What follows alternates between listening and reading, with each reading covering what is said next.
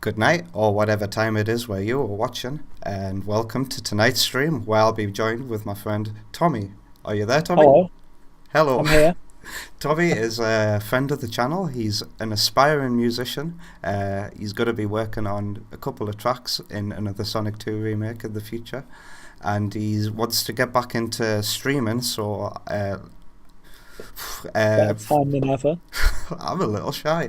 Oh dear, it's been a while for me as well. Okay. Tonight we'll be rating the officially released 2D Sonic games that I've played. And you could join in along. I've put the link in the description below. Oh god, I'm so rusty. Yeah, I'm not good at streaming either. Oh dear. Everything looks okay when you talk as well on OBS, so let me close this. This was the tune that you heard during the intro there. It's in the playlist in the description below as well. It's by Game Chops, Shooting Stars Zone, Sonic Mania DLC version. It was an April Fool's song, but I love it. And here we are on the 2D Sonic game tier list. Let's see, that's alright in OBS. I can bring up the chat now, finally. Alright, here we go. So, anything to say, Tommy, before we begin? I don't know. I've got a couple... I know a couple of the games on that I've played on here. There's a couple I haven't played, so... Yeah, I'm just going to like waffle on the ones that I do know. And yeah, see how it goes. Yes, fair enough. We will be waffling on tonight. Tonight's stream will contain 2 random Sonic fans waffling on about the games that they enjoy and don't enjoy. So, I have taken the liberty of not rearranging these for the version that is in the description below, the linked version. I have arranged these in order of release, more or less. Eagle-eyed people will notice that Knuckles Chaotix is not here. I haven't played it, so it is. I can't rank a game I haven't played. But we'll be asking Tommy to do the same thing. Because, like you say, there was about 4 on this list that you haven't played. Yeah, there isn't. Yeah, there's a couple I haven't played on here. Yeah. We'll get to them when we come to them. But of course, we're going to start with the first game in the series. The first one that started it all. Sonic the Hedgehog for the Mega Drive. And I am going to put this in A. Because it is a good game. It is the game that started it all. It's a fun platformer in its own right. Some people might argue that it is a lesser game because you can't go fast in it. But to me, it's all about each individual level having its own challenge and theme, and I enjoy Sonic 1 for what it is.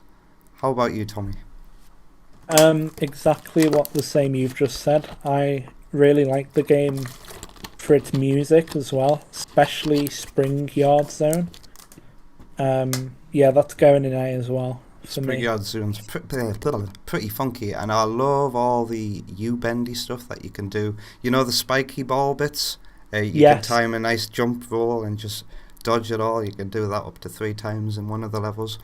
It's got some downfalls, like those moving block platforms, but you can skip most of them, and I think you might only have to do at least 1 in one level, maybe, if you know where to go. I think so.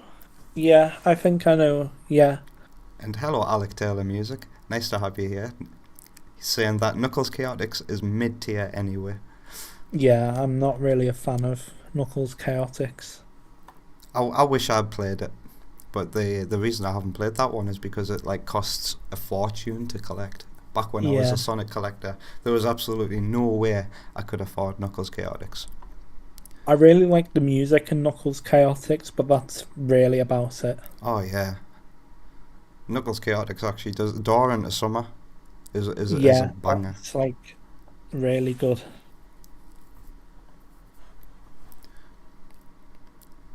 With all this talk of Knuckles Chaotix, and I'm trying to think of a way as a streamer to segue into the next game on the list, but I can't.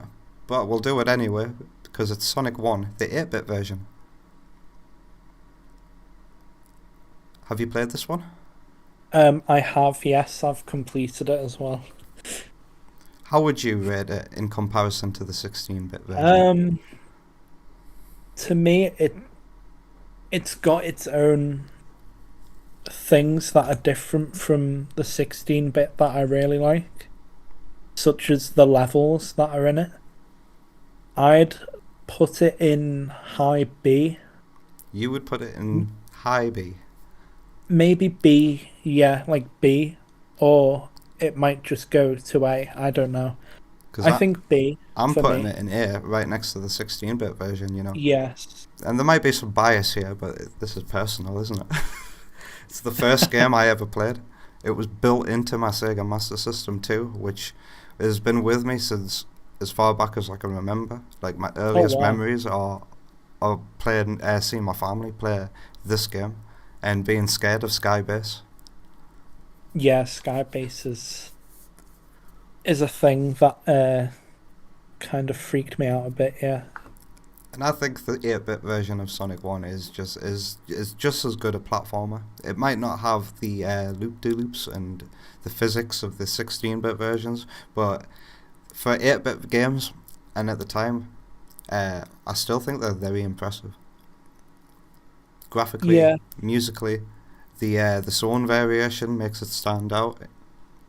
Everybody loves Bridge Zone's music as well. Bridge Zone is probably my favorite soundtrack in that game. Especially, is it Jungle Zone? I wish I could play some music in the background of the stream, but setting up the stream, we realised we couldn't do that because of the way OBS picks up Discord audio. So if you want to hear Yeah. some music at home, just put some light music on in the background. But, I wish I could play some tunes that were relevant, but yeah, Jungle Zone. And I don't mind the waterfall challenge in Act 2. You know how the camera gets locked? Oh yeah, I quite like that, to be honest. Welcome to the channel. Sorry if I butcher your first name here. Nika Littlejohn. Hello. Hello. And did you Hello, know? Mike. Did you know in the 8-bit version of Sonic 1 as well, there's extra life hidden in every third act? Oh really? Oh yeah. I never noticed that. Don't go for the one in And Labyrinth though. I just liked when I was younger. I used to play the games, and then each act I'd just sit there and listen to the music for like 3 minutes. I really liked the music in this game. Me as a stupid child used to just like listen to I almost do this now. It's just like I just go idle on the game and just listen to the music. We've got YouTube Great. now for that, but like yeah, I Yeah, you've got YouTube now, but back then, totally vibe with that. Just Yeah. standing in the level and taking in the scenery and listening to the music. Sonic games were amazing for that kind of thing. I just like looking at the background and like thinking of the atmosphere of the music for the, you know, how it would sound atmospherically, if that makes sense. I think I do. Yeah, it's a good vibe. You'll have to forgive our use of language. We're two autistic people talking to each other. Right, so speaking of environment and atmosphere, here comes the 8-bit version of Sonic 2. And I've put the Master System version here separately to the Game Gear version for a very specific reason. I haven't done that for Sonic 1 because the Game Gear port is very competent. It's a very good conversion. No complaints about it. They kind of make it easy in some ways by removing the screen lock for the waterfall level, for example. But Yeah. I've got the Master System version of Sonic 2 here. And this is also my childhood, and I'm putting it straight in A for the very same reason. Yeah, that's going in A as well for me. Oh wow, you rate it higher than the 8-bit version of Sonic 1. I think so. I think What do you like about it more than the 8-bit version of Sonic 1? I just like the way it changes from not being in a Green Hill Zone like area on the first act. It's like straight away into like rocks and like just a hill, like mountains Underground. in the background. Like it's like a railway abandoned mine type place. It's such like it's by this point in time it was the third game in the series, and already it stood apart from even its own superior sequel, some would argue, by not Yeah. having a lush green level and just plopping you straight into a fiery lava level. The first time, no, not the first time. Marble Zone's kind of one, isn't it? And in many ways, Underground kind of feels like a successor to Marble Zone, maybe. Really does. And I feel like in Sonic 3, what is it, Endless Mine? Oh yeah. I feel like they took Endless Mine, like inspired by Underground Zone a little bit if that makes sense. Like, because that game like came after, Sonic 2 8-bit, and it just like it feels like Endless Mine was like an inspiration, like a little track to be like, yeah, this is like what we did type thing. That'll have to I be don't know a if that game makes sense. theory for now, because like it could just be a coincidence. I'm thinking it's just a Be a coincidence. Like It's they definitely all had nothing to inspiration, do with each other. But maybe maybe. if the two games share a composer, some research will have to be done to validate that theory. Mm.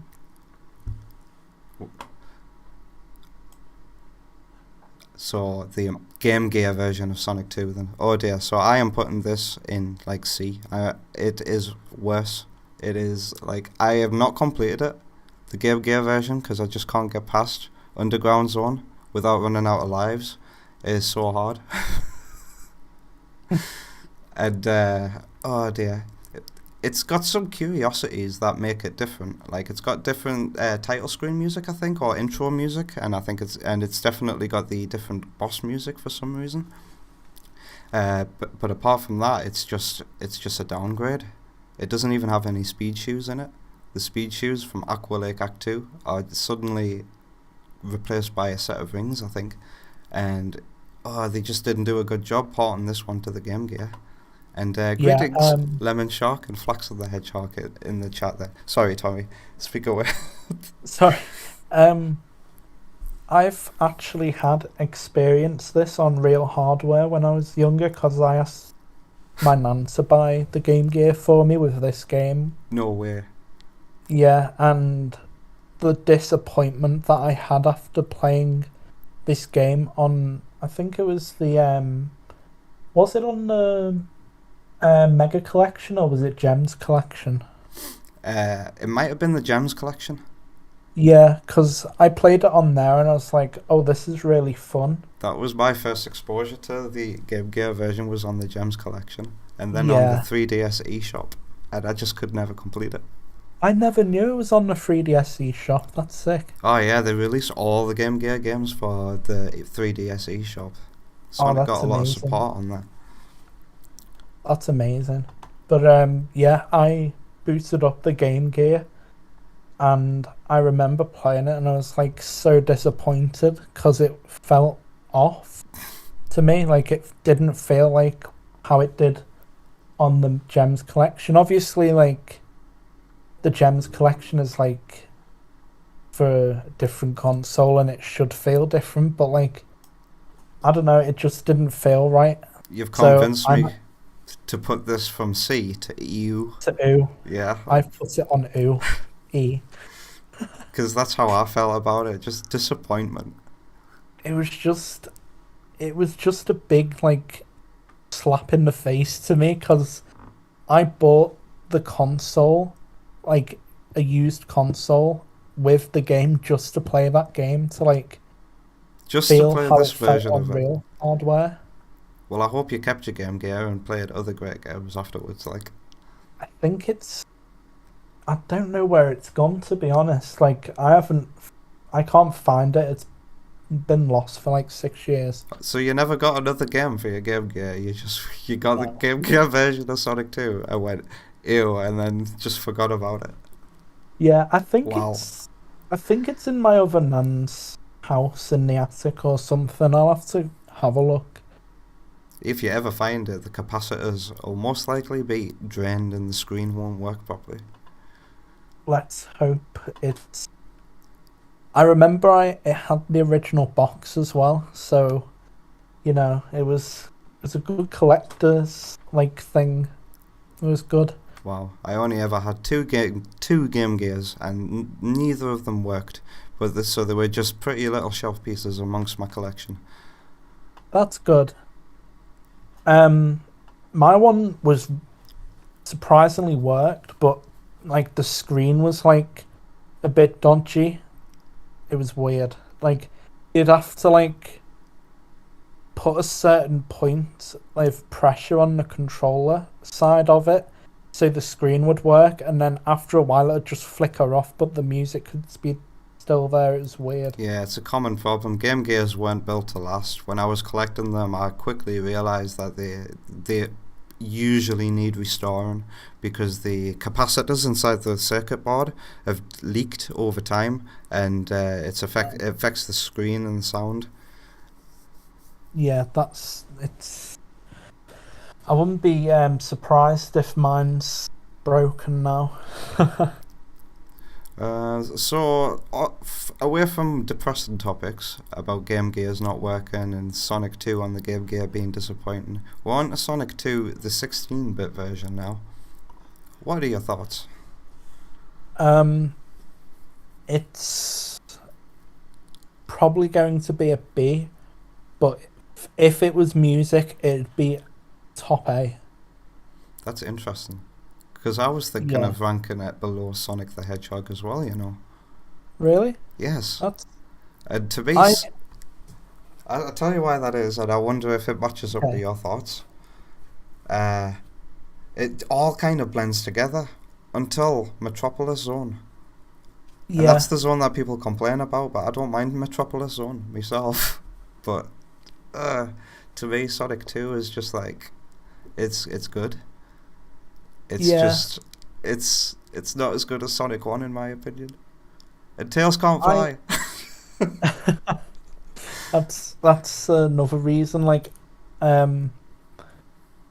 first time I played Sonic 2 was when it was on this PS3 port, which was like the Sega games collection or something. The PS3, Sega, whatever it is, whatever they called it on that console. Yeah. I remember playing it on that and I was like, I really liked it, but then I kind of felt like, is Tails really this important? Because he can only fly when you've got another controller, and he always gets in the way when you're on a special stage, and I'm like... Wait. He can only fly when you've got another controller. Is that true? That's what I remember when you play two-player, like the two-player can like jump and fly. Or is that... No, I'm thinking of Sonic 3, never mind. That's Sonic 3. Tails sorry, I'm getting straight confused. up can't fly at all in Sonic 2. Yeah, it's so bad. The only way he's kind of like... The only advantage he has over Sonic is like he's a few pixels smaller than him, so he won't get crushed by things that'll crush normal Sonic. Yeah. If that makes sense. I like the way that they made the story more than Sonic 1. Oh yeah, like there's a cutscene at the end, isn't there, where Eggman...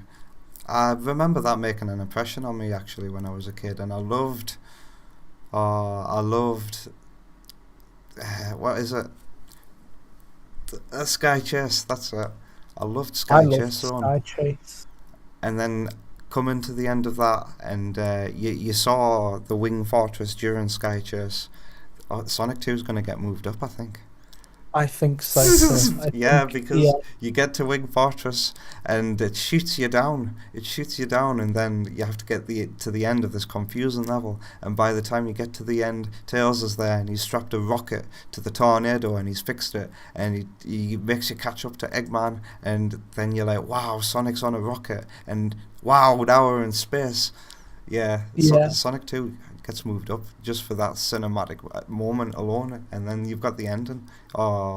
Sonic 1 doesn't have any of that stuff. I remember reading the manuals of like, wasn't it like...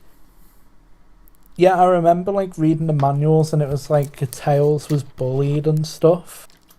And I always thought like Tails was like Eggman's helper, and that's why he has like a red like tornado with a weird shaped thing that looked like an E, and I thought like he got bullied because he helped Dr. Eggman or something. That's what I thought when I was younger, and like he helped Sonic to like redeem himself. That E's an F, isn't it? Yeah. It's just like a kid, your kid's mind playing tricks on you with the pixel art. It is, yeah. That's what I thought anyway when I was younger. I can totally relate to mistaking a piece of pixel art for something else and then realising it's not that years later. That's an because interesting little yeah, thing there. Maybe his because I Tails played did on a build the tornado for Eggman, yeah, but maybe it's not by choice. because I played on a very small screen. It really looked like an E, and I was like, is he actually like Eggman's helper that betrayed him or something? I don't know. I was Well, maybe his just Eggman kidnapped him and made him do some slave work for a bit. I wonder when that could have happened. that could have been something. I wonder when he But got yeah, kidnapped. I also thought, on Emerald Hill, the background, and you Yeah, have those hills in the back with the weird like mountains in the back. I always like the yellow flower field instead of Yeah, the water. yeah, that's nice. But yeah, those mountains I used to think was Hilltop Zone, but I don't think it is. Now, oh god, don't tell me about because Hilltop Zone, the Sonic 2 that could have been, Sonic, all the betas of Sonic 2 and the concept art and all the Sonic 2 that could have been. Like Yeah, that's the thing with the knowledge of that as well. Like Sonic 2 could have been so much more. It could have been better than an A, but it's not. it could have. That's the thing with rushed game development. What was it? Was it only made in 9 months, Sonic 2? I'm sure it was. It was crazy. The other thing why I think it should be an A is the artwork, the backgrounds. Oh, it's got some lovely sprite work. Yeah, Indeed. it's amazing. I will critique Aquatic Ruins for the funny, weird parallax in the background when you're underwater. I don't think that looks right, but apart from that, Sonic 2 has amazing parallax and sprite work and all the stuff that makes a Sonic game beautiful on Funny the you Mega should Drive. say about um Aquatic Ruin. That was my favourite like area to be in with the music and looking at like the it looked like an old like what you call it, like ancient civilization A ruin. area. Like a ruin, yeah. An I aquatic really ruin. liked it. I know, yeah, sorry. But But the sprite artists obviously did a good job to make you it think was that it great. looks like a ruin, because that's the name of the zone. Oh, It was favorite really good. Sonic 2 zone. What's your favorite Sonic 2 zone? Um oh, that's hard. Um Not chemical plant. I think Not that's over. anymore. I like the way you said not chemical plant. Like that's the first one that comes to your mind. Not Emerald Hill, chemical plant. Is that because of overexposure? Probably. Yeah. Yeah. I really, really liked it in Sonic Generations, but then afterwards it's just everywhere. So I'm like, yeah, I'm not really You know bothered. what? I do like the frozen version of Chemical Plant in Forces from an aesthetic standpoint in the oil Yeah. ocean. Like, I think that's a good blend of elements there. The level Yeah. itself and the gameplay, it's you can do it while asleep, but I still like that use of Chemical Plant, and I'll defend that one at least. Yeah. Um, Other than that, I think, yeah, Aquatic Ruin might be my favorite. Maybe Wing Fortress. We've just spent a few minutes reminiscing about that whole sequence, and excluding those, I would have to say it would be Casino Night for myself. I have to say Casino Night for the multiplayer version because that music is amazing. Do do do do do do do do do do do do. Oh Yeah, yeah, that is a great song. and it has two-player Sonic 2. So for all of its blending together downfalls, it has some saving moments that make it stand on par with Sonic the Hedgehog 1. Especially nostalgia as well. So from one rush game to another, Sonic Spinball now. And I'm very curious to know if you've actually completed this one. I have, What? Legitimately, without save states or anything. but it was like that though. I only completed it like back in 2020. So that's 2 years ago. Or three Yeah, years I ago. Oh my completed it god, with we're in a the new year. you know the Sega Classics video game one? Yeah. Yeah, I used the reverse thing. I couldn't do that without. Well, I I don't did blame you. I did get to the second level on the normal, thing on Steam. I did get to the second level. Oh yeah, it's on Steam, isn't it? Yeah. I've been trying to complete it myself on the Nintendo Switch version of it, on the Oh, really? expansion pack. And I can't do it without save states myself, and I still can't defeat the final Eggman boss. And it's a pain in the Oh, arse getting up there in the first place. And Sonic Spinball has got fantastic artwork, it's got fantastic music, but its gameplay is obviously bugged and broken. Like, yeah. you can't adjust, you can't feather left or right to change position in Sonic Spinball, especially if you're on a slope. You know what I'm on about? Where you try to just tap yourself left or tap yourself right, and instead of doing that, you'll Yeah. turn into a ball and start doing this weird, like, Start rolling off jittery some. thing on the slope. It's horrible. If it Yeah. worked properly, and I could complete it, I would probably give it an A.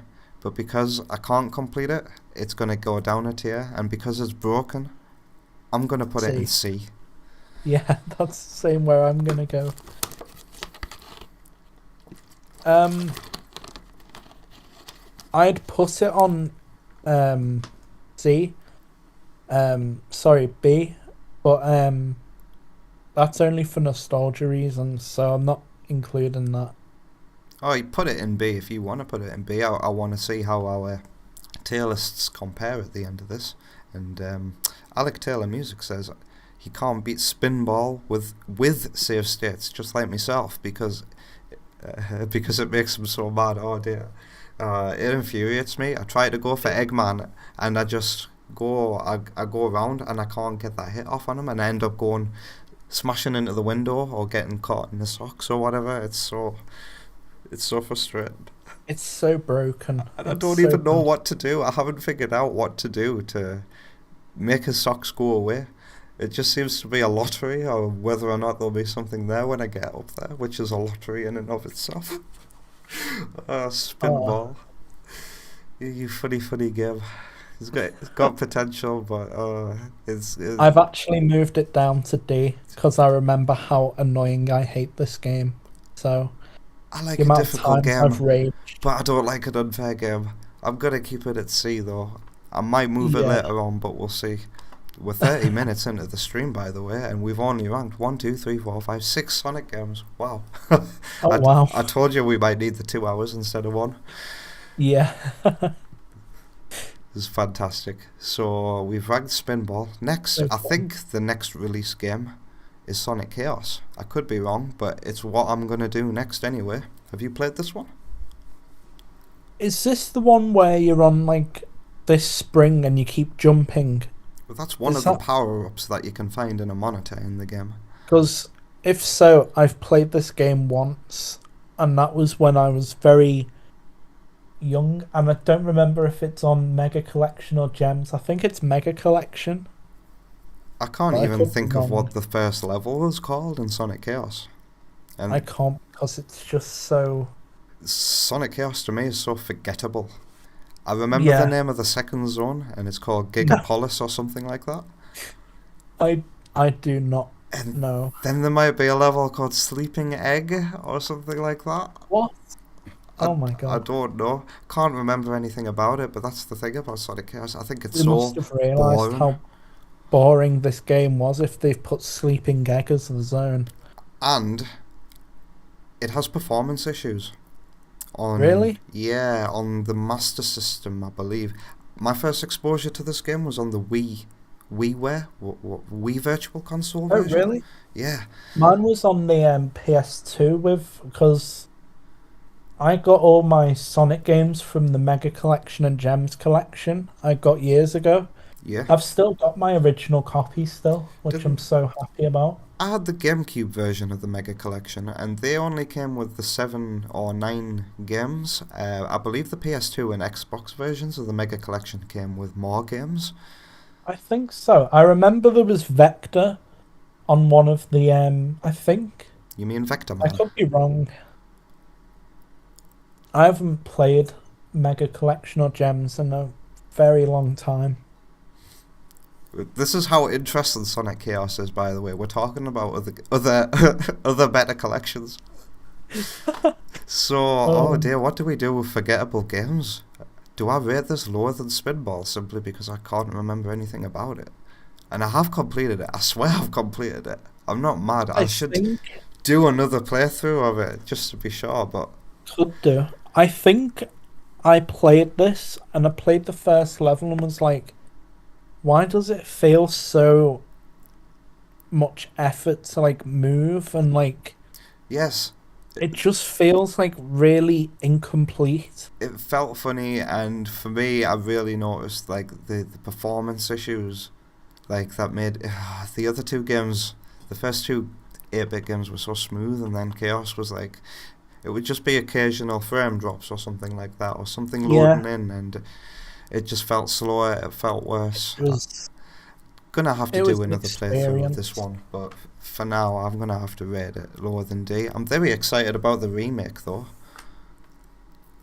Oh yeah, I forgot there was a remake getting made. Yeah, A+ Star are still, they're definitely still working on it. I've made sure of that myself, you know, because there's some people out there spreading the misinformation that they're not working on it anymore, but they definitely are. But A+ Star helped making Sonic Origins, you know. So that's what they've been doing. Okay, I didn't know that.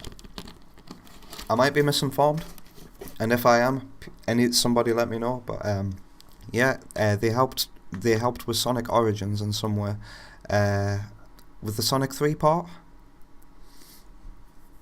I'm just going to say I've moved Chaos into E, but like lower than what Sonic... Actually, no, I'm putting it a bit better than the Sonic 2 game. I was going to say, like you put that there because you were so disappointed with it. Like, yeah, Chaos doesn't even have a sense of disappointment. It's just a feeling of amnesia. You know what? I'm gonna say I wasn't as disappointed as I was with 2, so I'm gonna put it in D. I think next to Sonic Spinball. And yeah, I'm gonna do that. And viewers know that I'm combining both the Game Gear and the Master System version of Sonic Chaos, because to me they're pretty much the same. Okay. I think it's a painfully easy game as well. That's why it's so forgettable. I hope the remake comes out some point in the future to inspire us all. I just remember rage quitting on the first zone, so that's all. I've played it. It's just oh dear. I don't know. I'm remembering the jingle for passing the signpost. It was like do do do do do or something like that, and it recorded your speed for some reason.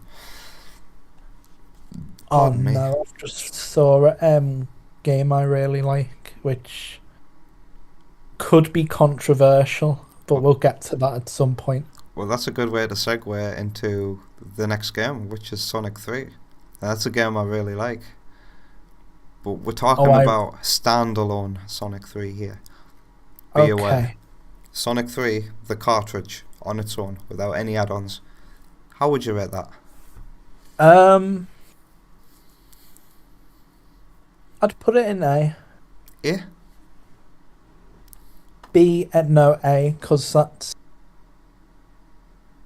I didn't play the complete game till I got a bit older, around 15 or so.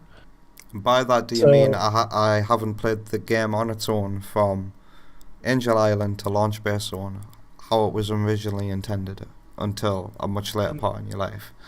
I didn't play Sonic 3 and Knuckles till I was older, so... Oh, we're talking Sonic 3 on its own. Just Sonic 3.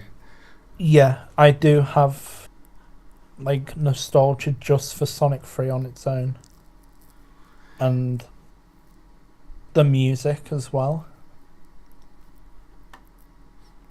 I'm going to scroll up because there's a tier higher than A, and that's S. And I'm going to put Sonic 3 right there in S tier. Oh, okay. Hang on. Actually, I'm going to put Sonic 3 on top A. Like, forward Sonic 1, so... Oh, you're doing like an... Oh, that's interesting. I should consider doing that as well.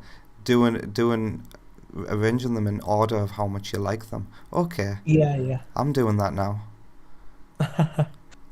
Oh, it's tough.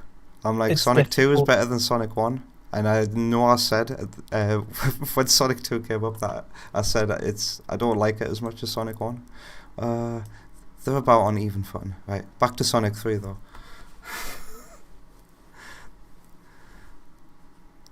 I think Sonic 3, like standalone, is still a fantastic game. Like, it every zone is visually different and has different music as well, and every level has a boss, and everything connects together with the cutscenes. You get to see the start of your journey from Angel Island, which takes place after Sonic 2 as well. Something I definitely noticed when I was a kid, because my first exposure to these games were playing it on Sonic Jam on the Sega Saturn. I never played the Mega Drive originals, so I played them using Sonic Jam instead. I was a lucky one, and I did have the game on Genesis, this one at the time, because my uncle had a Sega Genesis. Was it Mega Drive, Genesis? I don't know. I don't really play along with that. But well, in our country, in the UK, where 5% of our viewers are from, for everyone else, it's probably going to be the Genesis. But it's called the Mega Drive over here. If you didn't know, it was the Mega Drive. Pretty much common knowledge, though. I made sure to choose our versions of the box arts as well for all these games as well. So they all say Mega Drive. You might have picked up on that. I don't remember this box art, I remember the is it the US version? The one where he's like got where Knuckles is hiding in the bush? Yeah, I know which box. Did the Americans really get a different box art to us? I think so. And then the Japanese kept the theme in that the first two games box arts had, didn't they? We get this weird mismatch. Because I remember speaking to the artist. Oh my god, this is how we met. You see the Knuckles render that's on the game front. Oh my god, yeah, I remember. Yeah, by Stephen Gutteridge. I spoke to him. Me and Tommy met, by the way, because I used to sell my Sonic gear on Facebook Marketplace, and I sold him a Stephen Gutteridge signed original, not original print, replica print of that Knuckles drawn, and we kept in touch, and we're here today. Yeah. I kind of like that box art. How come you had the US box art? That's weird.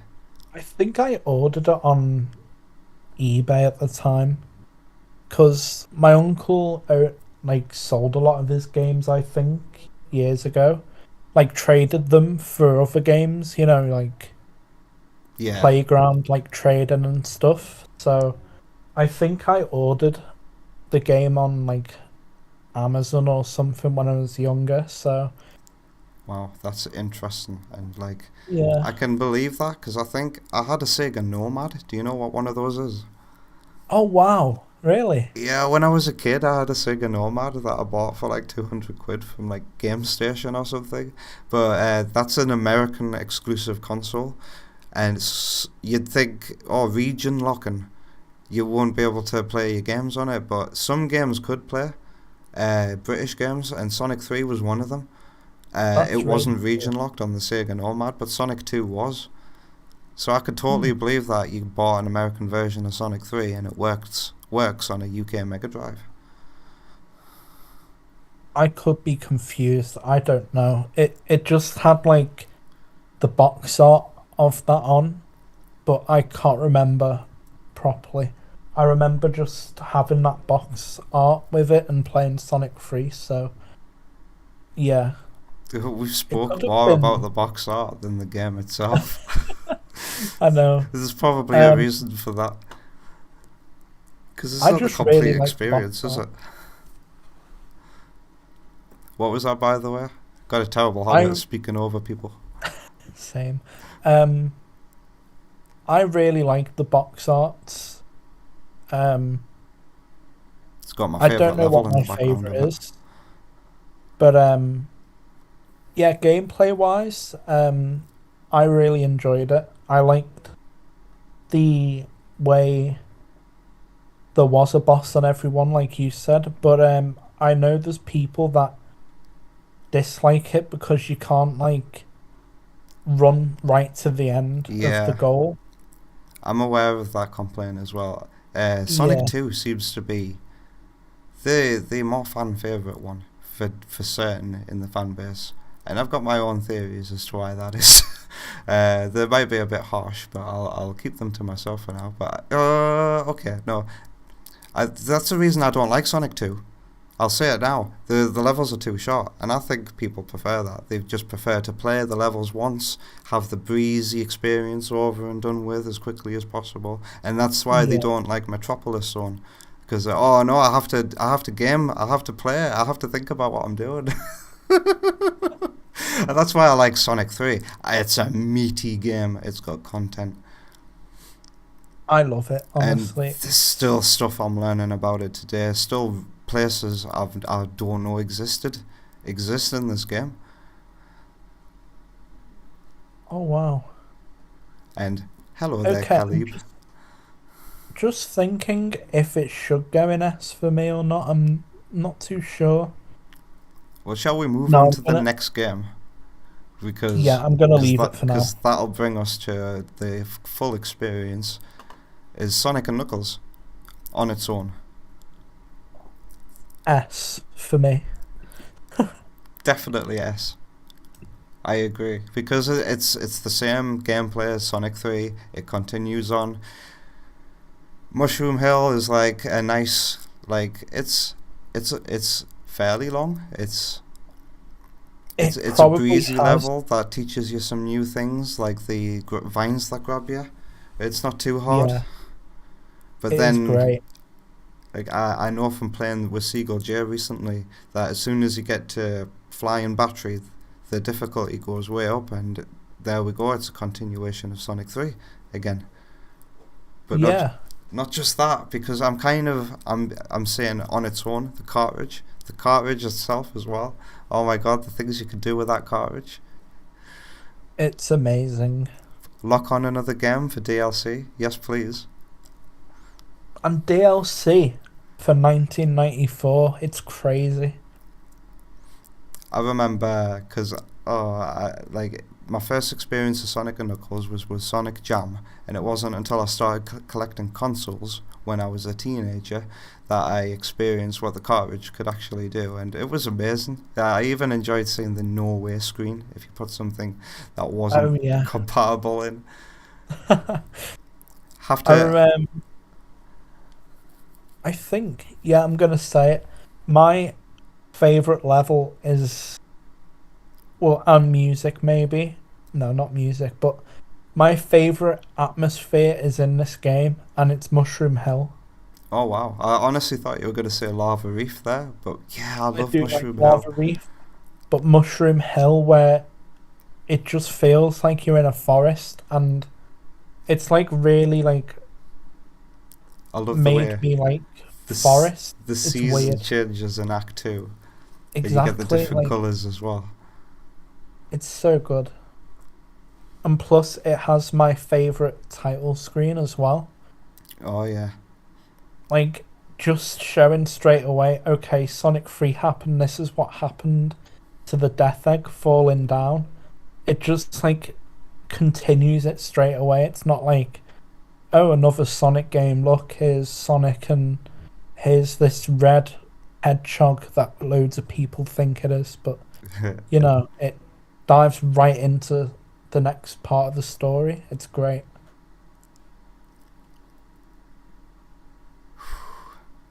and then it just gets better from there, because when you put Sonic 3 and Sonic and Knuckles together, you get the best game of all time, I think.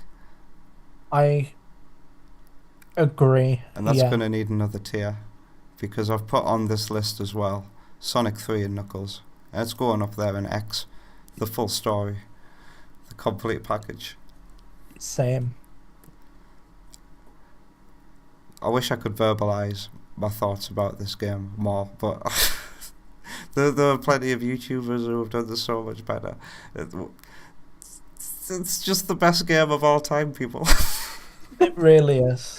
And it's that feeling of like Sonic was enemies with Knuckles at the first half, and at the very end they made up and were like, thanks for helping me type thing, and were like kind of became buddies, but where that touched me when I was a kid, you know, when I saw those cutscenes play out in front of me. And Knuckles wants to help you straight away after realising, and he's there tired, and it's all on you. Because he built that bridge. He opened that bridge between yous.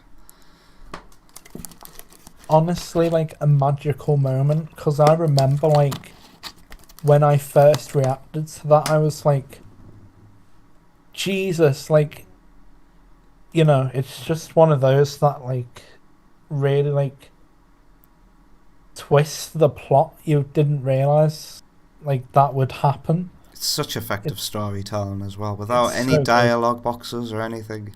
It's just all conveyed without dialogue, and in the background of the levels you might see the Death Egg and Lava Reef Zone in the background. It's so good, honestly, with the way like the story is shown, and with the limitations of what the hardware can do. Like you can't have like something showing the whole time on each level, like, oh, there's the mountain of where the Death Egg is, for example. You can't like have all these different things, but it's amazing that they try to show where you are. Oh, it's so impressive. The cohesion. You're talking about the level transitions, aren't you? Yeah. And then you've got Doomsday. It all comes to the finale of Doomsday as well. Was Doomsday exclusive to...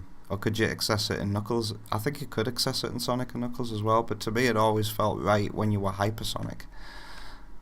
I think you could access it only by being Supersonic or Hypersonic. Yeah, I think you can access the Doomsday in standalone Sonic and Knuckles.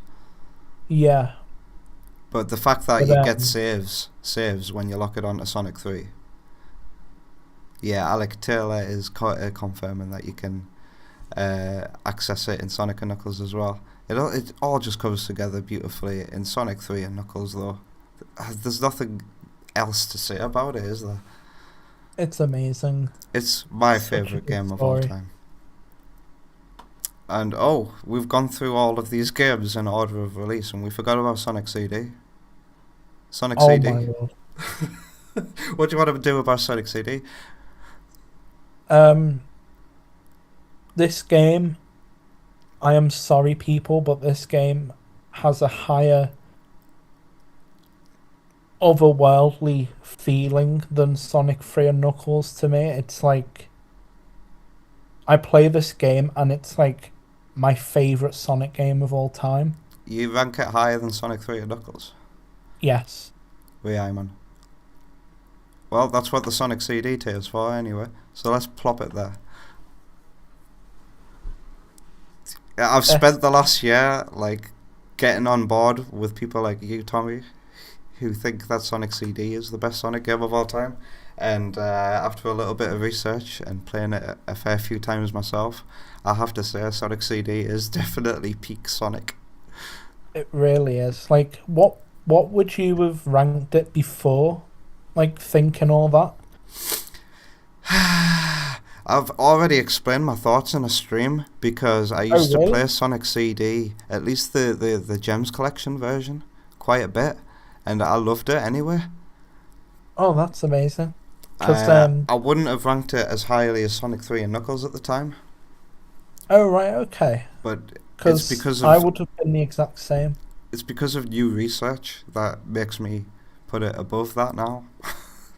It's so good because I would have ranked this before 2020 is when I actually got involved with this game properly, and I would have probably had it low A, probably maybe B, because I only played it on Gems Collection and it was so like buggy to play, like stopping from going into the past and future signposts, just getting stopped by random things, and then I don't yeah, it just remember any stops bugs and you like that can't in the Gems Collection version. progress. Yeah, I got stuck a lot on that. Which But which then I console played did you have the Gems Collection on? PS2. Oh, that might explain it, because I played it on the Yeah. GameCube version, and I'm not aware of any. The only bug I can think of is related to the watercolor in the water levels not being the right color, Oh and right. also the soundtrack only being the US version. US version. uh, Yeah, the cause PS2 versions of Sonic games were so buggy, so yeah, I'm not cause surprised. what what I experienced was like you'd get a signpost of the future or past, and you'd do your run or like spin dash or whatever, Yeah. and then just any collision it would stop, like the spin of anything, or yeah, it was just hard to like do the story. So I only ever got up to doing the bad future things, but then I found the 2011 one, and it kind of like gave me a new experience with this game that I really enjoy now, especially the That's music. funny, because for me it's the reverse. I really enjoyed playing it on the Gems Collection, and then the 2011 version made me lose interest in it for some reason. I just stopped playing it. I think I understand why. It was just, I think at the time I really enjoyed it was because that collision thing wasn't there anymore, so I really enjoyed it. So what brought So, you round to Sonic CD? Because it sounds like this shouldn't be rated higher than Sonic 3 so far.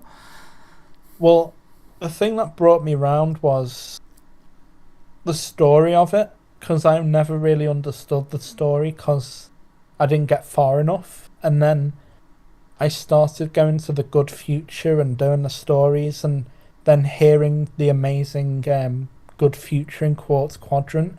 That Japanese soundtrack is amazing. Yes. And just like the amount of atmosphere in this game, and like seeing the area change from like a nice forest or with waterfalls to a metal workstation, and just hearing like all these different effects, and like 1 minute it sounds like nice and peaceful, to the next minute it sounds like clanking metal with electric guitars going and stuff. It just sounds amazing. Sonic CD And has so much content.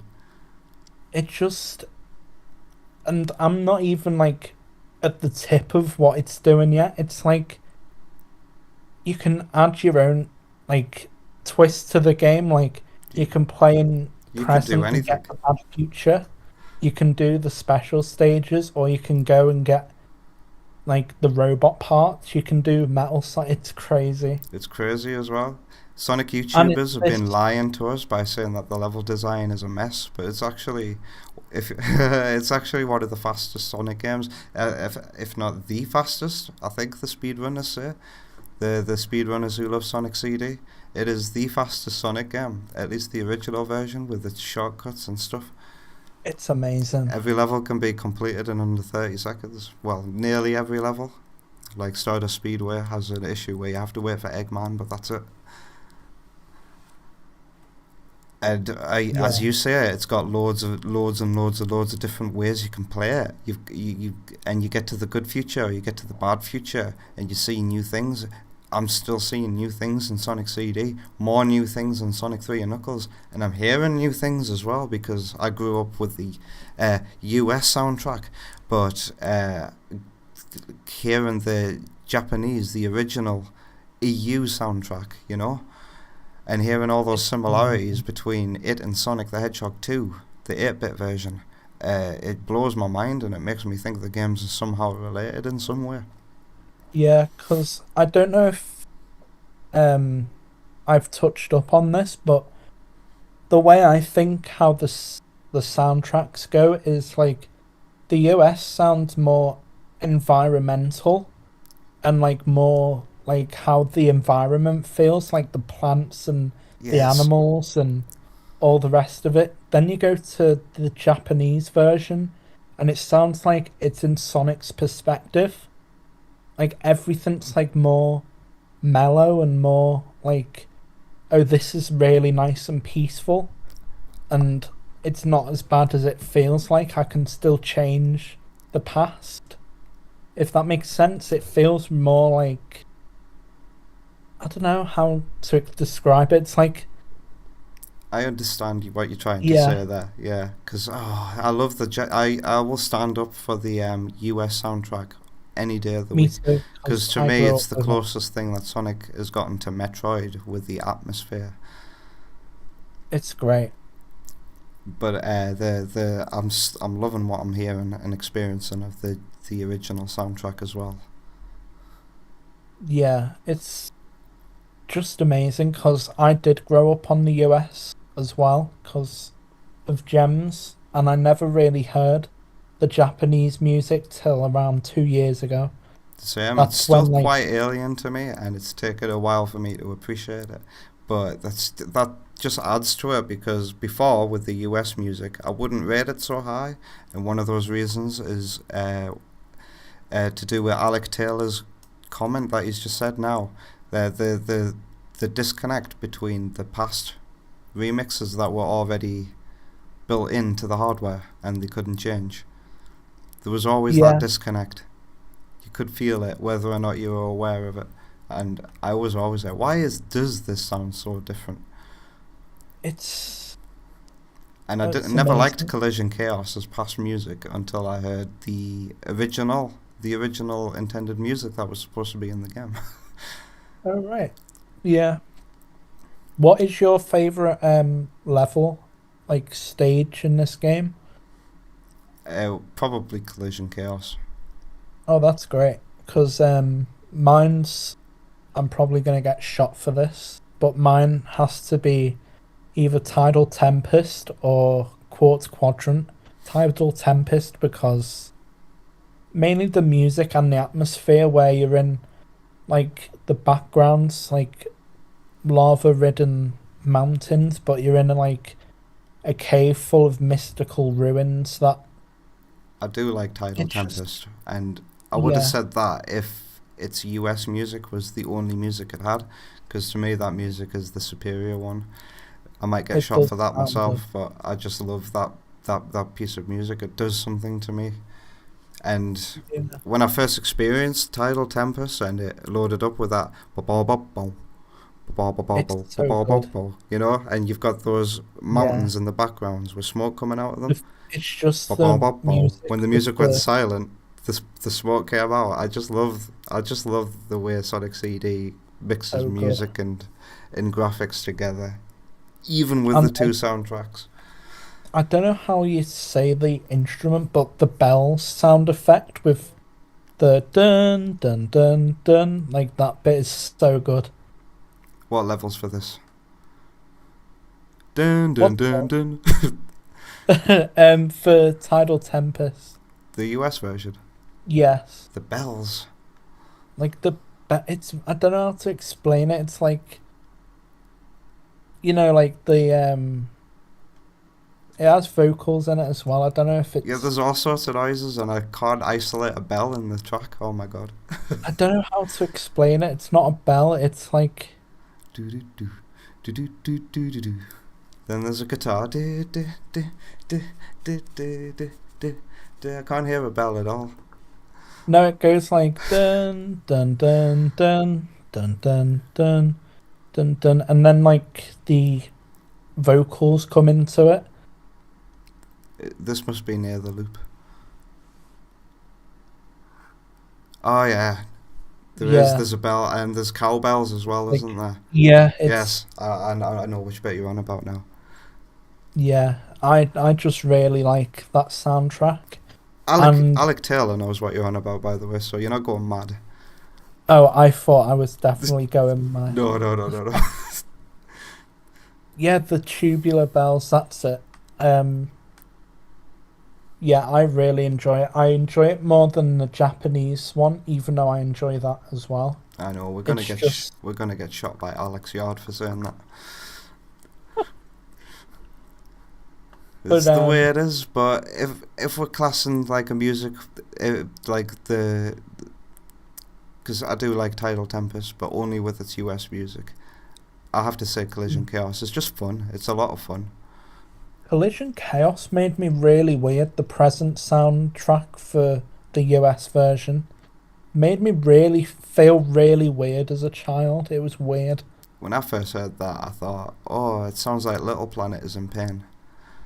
No, that's what I mean. Like the US sounds environmental music. Like Yeah. it sounds like it's crying out for help. They got It's a crazy. good composer to do it. They didn't Yeah. give him long. Apparently Sega rented out a studio, like they had a brand new shiny studio and they just wanted to use it for something. so they were like, okay, we'll compose some different music for Sonic CD, I guess. That's amazing. Whatever his vision was, it's made the game even more amazing. Anything else left to say about Sonic CD then? I don't know. I don't like the hit detection on the UFOs, I have to say. Oh, that's a problem with the 2011 release though. Was it? Yeah. The 2011 I've- release butchered the game in some ways that made fans, speedrunners, very unhappy. So Oh, because I don't think I ever played the special stage on the Gems collection. I don't 'Cause I think they never- were as janky as the 2011 version because I enjoyed them for the most part. Oh, right. I didn't Because have I an never issue. really I collected just don't the think they ran at 15s. 60 FPS. I think they ran at 30 or 25. Oh, right. Okay. Yeah, that would make sense. Then it's a bit easier. Oh yeah, and it's got good special stages, I guess. It depending on which way you play. That's what Sonic CD Restored's for, by the way, viewers. Pardon me. Yeah. Other than that, I think this game is amazing. It's It's in a great. league of its own. Like it's the close. It's just got it. There's a lot to do with Sonic 3, but it's like it's still a very unified package. But what Sonic CD does and is it gives you a playground in every level to It do does. whatever you want. It's like a sandbox game, and the possibilities are endless. Yeah. Another thing before we jump on to the next game, I really want to hear like a Sonic 3 and Knuckles soundtrack, but like remixed to sound like the Sonic CD instruments. That would have been cool to listen to. Well, you're the musician, Tommy. I know. I keep trying to find VSTs and I'm blooming struggling. Like Even a math I believe it's hard for everyone to source all of the samples used for Sonic Yeah. CD. I'm using a MacBook, so it's kind of like saying, for security reasons, we can't download this Oh, that sucks. file due to viruses and stuff. And I'm like, You'll be But getting I'm your letting PC you- soon, right? yeah, I'm getting a PC soon, so I can start doing music then. I've got like templates that I've made on FL Studio on here. It just needs my like direction of music, what I think should sound like. Alec Taylor in the chat there just mentioned something that rings a bell. Collision Chaos Radio might be a good source, a resource for sound to find Sonic CD instruments for you, Tommy. Oh wow, thank you. I'll use that. I haven't seen that channel. I'll have to look at that later. Alright, are you ready to move on to the next game? Yeah, I am, yeah. Let's go on to the next one. For me, it's a Triple Trouble. Oh yeah, Triple Trouble. Sonic Triple Trouble. People call this the best 8-bit game. I think it is an A. How about you? I'm trying to think, because... I'm not saying I like this game as much as Sonic 2 and Sonic 1. Yeah, I'm gonna put it on B for me, personally. I've just put it on B as well. Because I know the game, it's just... It's not really my thing, I guess. It's just... There's something about it. There's something about it. And it could be the fact that I never played it on original hardware. But it just feels wrong. Yeah. There's something about it that just makes me not want to put the effort. I think it's the special stages, you know. I think so. And that could be the reason why I've never properly got a memory of completing it. Have you completed this one? No, I haven't. I just don't like the way there's Dr. Eggman or Robotnik, whatever you say. Then there's Fang, and then there's Knuckles. I don't think Knuckles should have been included, to be honest. That's my take, though. I wish Fang was the main villain for this. Trying to remove the remake, which is fantastic, out of my head, and remembering the original experience on its own. Yeah, man, it's such a disappointment. It's such a mishmash of weird ideas. You're like, why is Knuckles doing this stuff? And Fang only shows up in some special stages. I feel like Triple Trouble is like the 8-bit version of Sonic 3. But that's what they were trying to go for, the 8-bit version of Sonic and Knuckles, I guess. But it just doesn't land for me. It's just, I can't... One moment makes it stand out, and that's the Sunset Park Act 3, which catches you by surprise. The signpost moves and you're like, oh, and but it's incredibly simple. I think the game is trying too hard to be like its 16-bit cousins, and it's not playing on the strengths of it being an 8-bit game much. I just don't like the way it, like... If I remember correctly, I don't like how it controls. Like, I don't like how it's not a smooth game on original hardware. No. Noticed that from the get-go when I first experienced it. Even on the 3DS, which had like a special enhance mode where it could like run some games a bit better, Triple Trouble still was a bit jittery. So I imagine it was like that on original hardware too. It feels like a rushed homework copy, like... Oh, that's a bit harsh. Sonic 3. A rushed homework copy.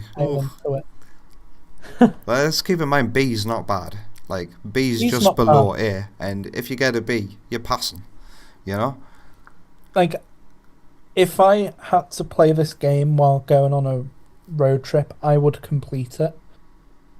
I would turn it off and play one of the other 8-bit games instead.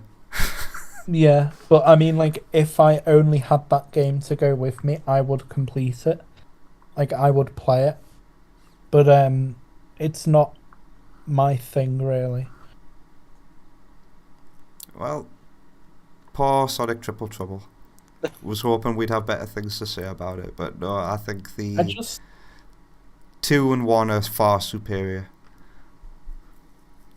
if we were doing fan game things, Triple Trouble 16-bit Oh would yeah, be the like remake's absolutely fantastic. It would probably, yeah. I don't know where I'd rank that, but we're only doing official games at the moment, Yeah, so it's staying at a B for me. and I have not actually played a great deal of fan games. I've played more official games than fan games. That's a crime, probably. That's for me as well. Come on, grab our attention, fan game makers. Complete your fan games. I can't talk. Oh, thanks, Alec. Thanks. See you soon. I keep forgetting about the chat as well. I gotta head out. It's been fun stopping by. Good luck with your music, Tommy. See you later, Alec. Thanks for stopping by, man. Thanks, dude. Alright. So, Sonic 3D.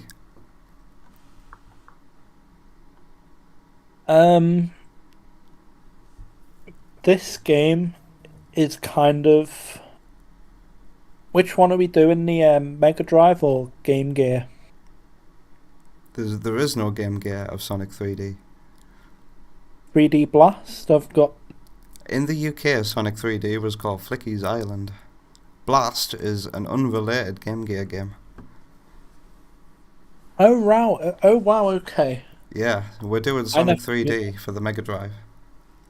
Okay, I have played both versions then because I thought they were. Yeah. Okay. I've played Sonic 3D on the PS3 collection. I grew up with the PC version, Oh wow. which had different special stages to the Mega Drive version, but I'm going to combine them into one anyway. Okay. I'm going to say Sonic 3D. I don't know. Is there Oh, this is difficult because Have you completed it? music. I'm thinking of the music, The but then I'm music thinking is of the fantastic gameplay. in both versions as well, I have to say. Yeah, But I haven't completed it myself, which means me neither. I can't like rank it all the way. And the reason why I haven't completed it is because I think it's a little difficult. I haven't played it again in recent memory. I always get to Rusty Ruins and turn it off, so it deserves a modern playthrough, to be honest. But I've never made it past Volcano Valley's boss. Oh wow. Okay. I got up to the ice world. Is it Ice Mountain? I can't remember what it's called. Do they have alliteration? Green Grove, Rusty Ruins. What's the ice level called? Wow, I'd genuinely drawn a blank. Oh, what is it called? It's like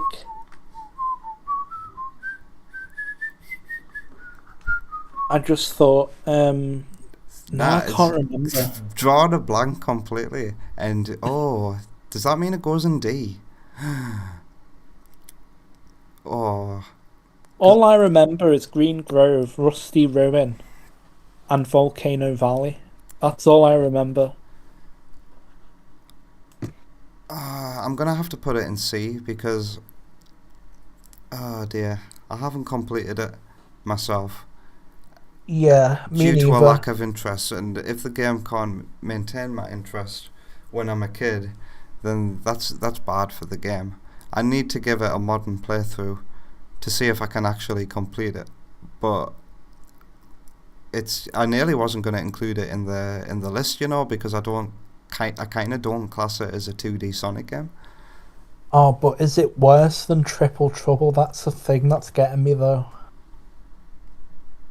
I can complete Triple Trouble. Yeah. And I'm willing to complete Triple Trouble. Oh dear. I'm just thinking of it as a music standpoint. I'm going to put it at C. You can put it anywhere you want on your tier list, regardless of where I put mine. I'm going to put Triple Trouble on C, but move it down so Sonic 3D is better. it deserves another playthrough. Is it deserving of B? I don't know. I'm going to leave it here with Sonic Spinball, though, as another Sonic spin-off game that I haven't completed due to it playing a little too differently to what I'm familiar with. I think that's fair enough. Yeah, I think it's fair enough. I don't have much nostalgia for it, unfortunately. I do, but I don't. It's a weird spot for me. It's coming through. There it is. Alright, so... Okay, not much nostalgia for Sonic 3D. Do you want to move on to the game that you thought was related to it? Sonic yes, Blast. let's move on. And I am putting this in F. I have played it. I have tried to complete it. And I get to that water level. And I give up. What's your history with this one? Which one's with the Sega Saturn music? Sonic 3D. But I've put them both into one. Like the Sega Saturn version. I've moved it up from C to B. Right. Because of the Sega Saturn music. Yeah. Wow. Right. I used to listen to that on a CD, when I was a kid. The PC version's disc could be stuck inside of a CD player and you could listen to the music off of it. It's amazing. Right. Game Gear is going to be... Sonic Blast, which is Sonic Blast, pre-rendered 2D Sonic game. Not related to Sonic 3D in any way, shape or form. I think... I'm not even going to put it at F. Is Game.com Genesis like the worst ever? Well, it's funny that you mentioned that now. I might as well throw the games for that category into there, which are Sonic Jam for the Game.com and Sonic Genesis for the Game Boy Advance. G is lower than F, and that's what this tier is for, in my opinion. These two games are just horrible, buggy, unfinished messes, unplayable, unfinishable. You wouldn't want to finish them anyway. Oh. So didn't one of the developers for Sonic Mania, I can't remember his name, not Christian Whitehead, it's... The Taxman. I think... Stealth. I think it was Stealth, yes. Yeah. He had a proof of concept showing that you could get Sonic 1 up and running on the Game Boy Advance with Tails and Knuckles as well. That just shows that it was a rushed garbage mess. Oh, so horrible. It's so bad. But I'm going with 3D Blast Game Gear with F because at least it's playable to some extent. It is playable and it gives Sonic a double jump, which is something. Yeah, but it's something. It's something. Its graphics are impressive, but not impressive at the same time, which is something. Oh god. Oh, crazy. Not a lot to say about Sonic Blast, but how did you experience it? Dumpster fire. I can't play it. I mean, did you play it on like the Gems collection or something like that? I think I did, yeah. Or it could have been emulated, I don't know. It was years ago. I wanted to see why people were saying Game Gear was worse than 3D, because... They're not related. You keep saying that Game Gear 3D this is Game Gear 3D Blast. It's not. I don't know why they even called it Sonic Blast. It's not a blast to play at all. It's not. Maybe they blasted it out of their asses one weekend. I don't know. Thinking Sonic Blast is Sonic 3D Blast. It's got nothing to do with it. It's got nothing to do with it. And I remember now, 3D Blast, it is atrocious. 3D Blast? No, 3D Blast is the US name for Sonic 3D. Flicky's Island. My brain has popped. Years of watching Sonic Tubers has damaged Tommy's brain, and now he can't remember what his localized version of Sonic 3D was called. Yeah. Is Sonic Blast? Hang on, let me just have a... Because I have played it once a moment. Sonic Blast is an awful, awful Game Gear game. It's one of the last ones that Oh they my released. god, I remember this game now. Sonic Blast, okay. This was the controversial moment. What? Sonic Blast is gonna go higher than Sonic 3D. What? It's going on B. Wait, what? Now that you've remembered what the game actually is, you have ranked Yeah. it higher than what? This was the controversial moment just because I have nostalgia for this game. How? Because I used to play it a lot on was it Mega Collection, I think. Wow. I played this game a lot as a child just because I think it looked clay-like, I think. It does. And It's got a stop motion-y look to it, I guess. That's one way of exactly, looking at and it. I was like, wow, this is like a clay model version of the game, Wow. of a game. And I was like, That's a fantastic, positive imagination, that, Tommy. I have to say, thinking about it now, I can totally see why you'd think that. I thought it was like a claymation game, like thinking of like, wow, they made clay models to make this game. I was 8 years old. Don't laugh. Hey, I love this. This is a fantastic perspective here. This is the kind of shit I was excited for. It's not controversial in my point of view. This is fascinating, and I can totally see why you'd think that. It does kind of look like claymation. It's Like, certainly like it's certainly ugly when you look at it from a 3D, like pre-rendered point of view. If it's trying to compare itself to Donkey Kong Country on the SNES, then it's failed. But if you say that it's claymation, oh, you can get away with it slightly now. that's why I liked it, because it felt different to me. Where it's like, because I used to like make clay things in primary school, and I think it kind of like resonated with that, and I was like, wow, I could make a clay Sonic or something when I was younger. Oh, that's been... Oh, I want to see a claymation Sonic fan game now. It would be amazing, honestly. We needed to I happen. didn't realise till later that it just looked like absolute dog ass. It just looked like garbage. But it's the nostalgia for me, and like playing that game, feeling like it just was great for me at the time. I think it was amazing. That was beautiful. I loved that. Yeah. I don't have anything nice to say about it, but there you go. Perspective. So the next game. Why people hate it though. You can see why people hate it, indeed. Yeah. I just haven't completed it. I gave up at the water level. Have you actually completed it though? I completed it when I was younger, yeah, because I used all the save states and stuff on PS2. Wow. And I'd come back every primary school day, like coming home from school and playing it. I can't remember what had this, but some way of playing it had like a mission. Like, was it the Gems collection? You could go into the museum and it would be like, it would take you straight to the final boss, which was like this black screen. And I remember being at the final boss, but I never remember earning my way there. Oh wow. So I can't remember what that's all about. How did I play the final boss without? That might be a GameCube thing, because I don't remember that on the PlayStation 2 version.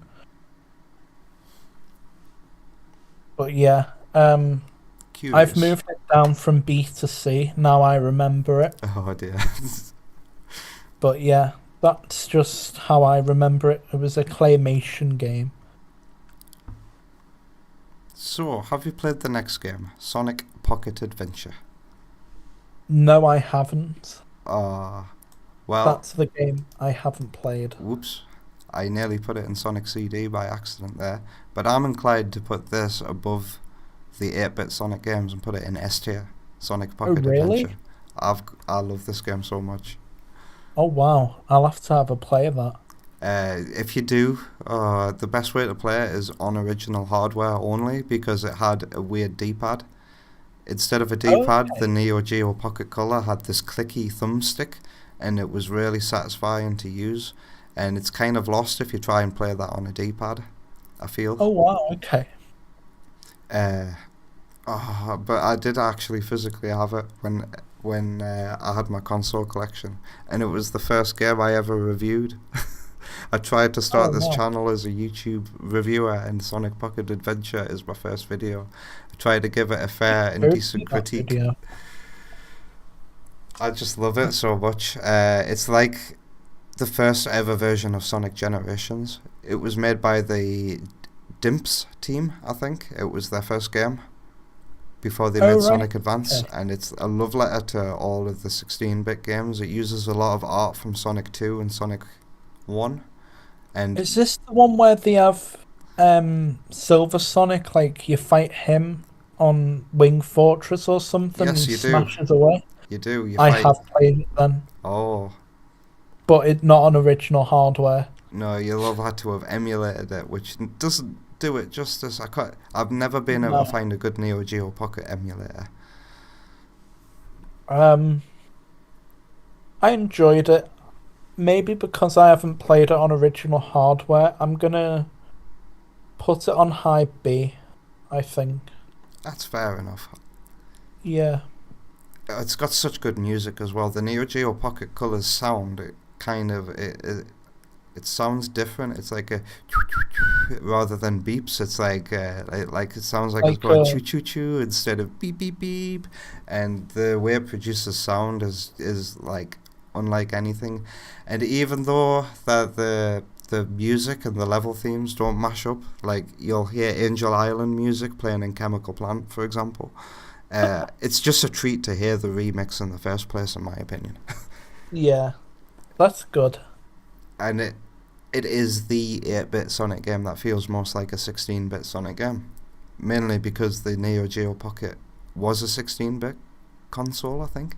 Oh wow. But its graphics looked 8-bit in Pocket Adventure for some reason. I don't. Maybe one day I will play a Neo Geo It is Pocket. the only game I've ever played on a Neo Geo Pocket. Like when I was collecting consoles, it was only Sonic things, and that was it. I was happy with my Neo Geo Pocket Color and Sonic Pocket Adventure. Oh wow. Okay. It's I'll got a have to unique have a way of look at taking it. out the final boss as well. Oh wow. I've only played the first couple of levels on it, and I think I got up to where the Metal Sonic bit was, and then I think my file corrupted on the emulator, and I just never really played it again. It didn't make as big as as big as an impression on you, clearly, but that's probably because you didn't play it on real hardware. Yeah, I that's probably the reason why, yeah. So we'll go on to the next game now, which is made by the same team, Sonic Advance. This game is amazing. I like Sonic Advance a lot. I like it, yeah. Ah, I just yeah. it feels like I don't know, it feels like something in the story that happened right after Sonic Adventure. You're reminiscing on the story. I don't know, I'm just like thinking story wise and music wise. It had a story. No, I'm just placing it where it would be All if right. it did have a story. Like I'd think it'd be after Adventure. Gameplay wise, pretty good, I think. I like it. Um, I think yeah, it's like a mix of Sonic 1 and Sonic 3 in the best ways. I think that's why I like it. One And thing I like, about it that did disappoint me on my first playthrough was noticing that the one boss per act thing was all gone. oh yes, That's I think a lot of people. I think some people would have liked that because you can just speed run to the end, and then other people like me who liked the boss at each act were a bit disappointed, but you know. We've got a new face in the chat there, Zachzilla, hello, asking what tier would Wacky Worlds Creativity Studio go on. I have not played that game. We're only doing games that I have played, which is why Knuckles Chaotix isn't on here either. I think Knuckles Chaotix for me, just off topic, would be in like DC, but that's something else. That bad, huh? Well, I don't know, it just feels janky. It certainly looks janky when I see some people play it, but then I see other people play it and they can play it well. Yeah. So I don't know. If I can find a good way of emulating it, it's worth a play, but like... Again, I emulated it. Nothing runs 32x emulators. Like, the Wii can't do that stuff. No. Where were we? Sonic Advance. Oh, yes. It's not quite Sonic 4 for me, but I think it still stands on its own, and I think it deserves to be an S. Because it keeps a lot of the same things that I enjoy about Sonic 3, like the different music per act, sometimes different art in the act as well. Yeah. Its special Sonic stages are Advance. doable. I'm doing this thing where I talk over you again, Tommy. I'm so sorry. Sorry, I'm doing the same thing. Sonic Advance would be high B for me. High B. Like the very top of B for me. What makes it a lesser game for you? Probably, like, I never owned a Game Boy Advance till I was like 13, 14, and you know, like, it doesn't have that like childhood charm to it. For me, it does.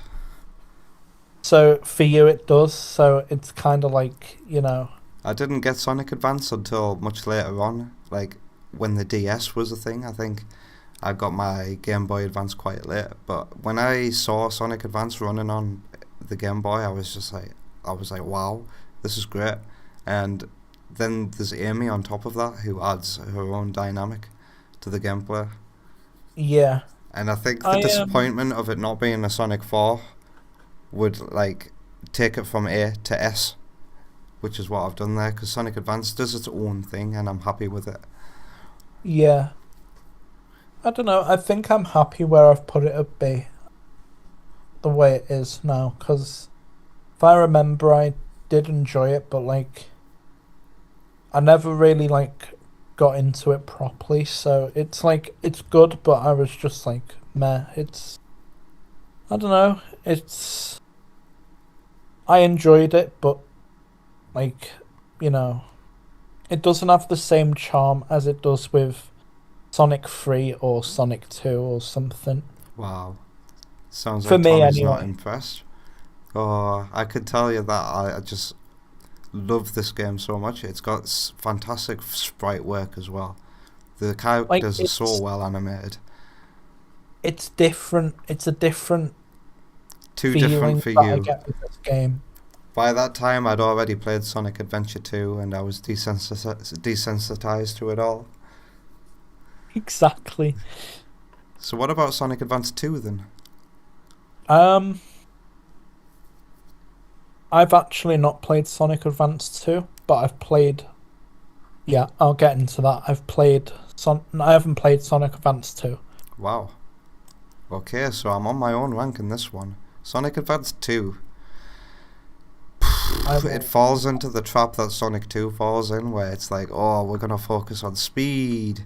And Sonic Advance 2 has some shortcomings.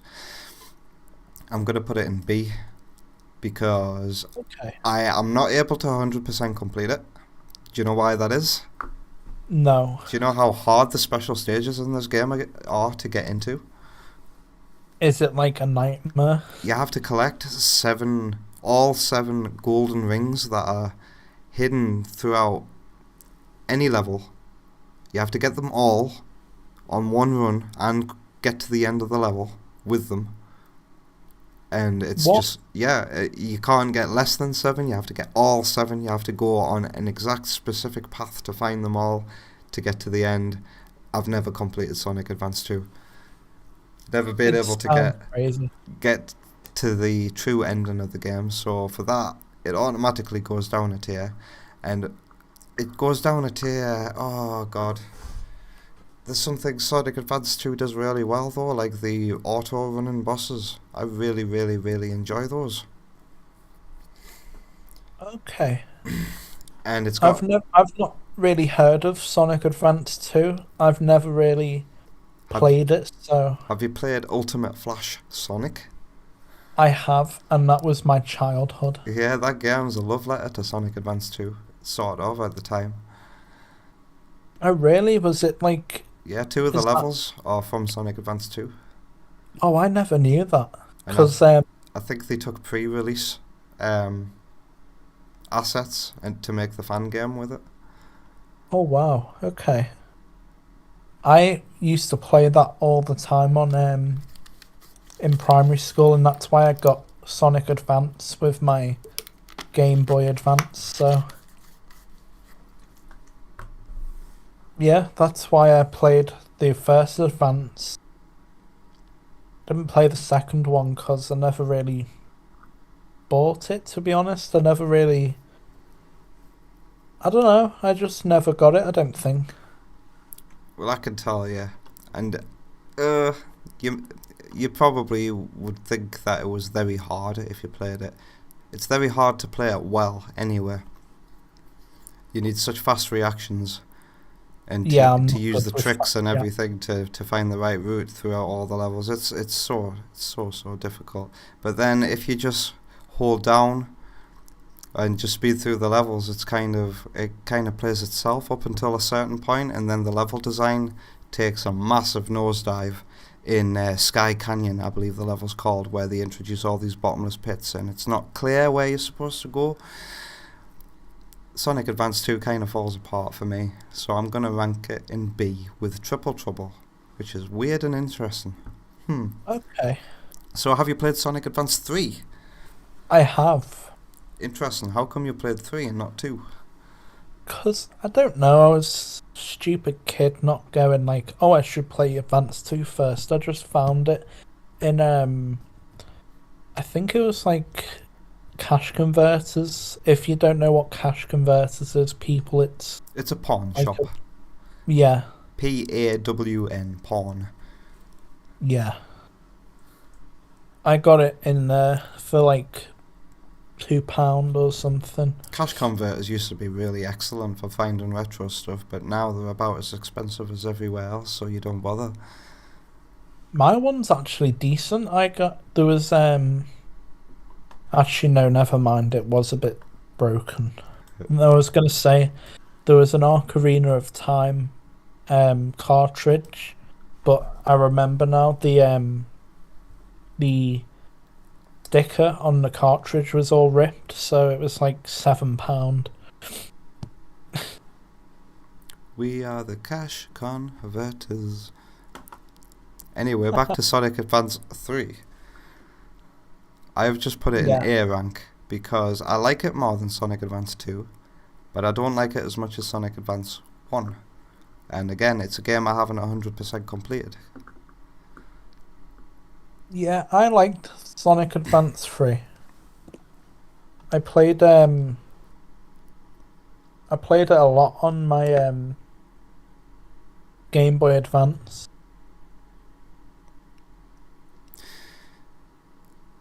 You'd think I'd have played it more because it's got a lot of possibilities, doesn't it, with the character mechanic. And lately I've seen some videos on YouTube which have helped me see how great the potential character combinations could be for like speedrunning and exploring levels in fun ways. Yeah.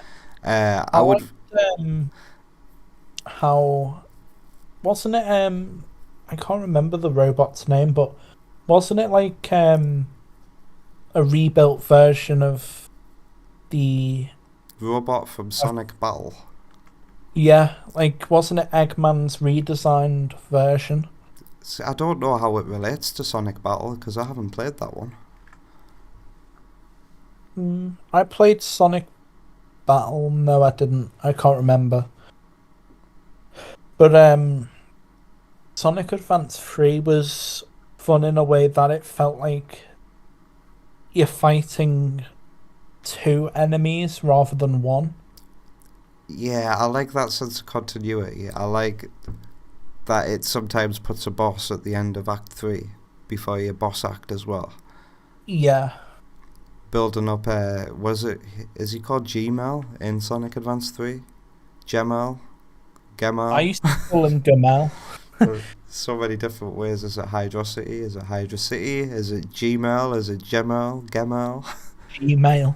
Gmail. Sonic Advance 3. Ah, dear.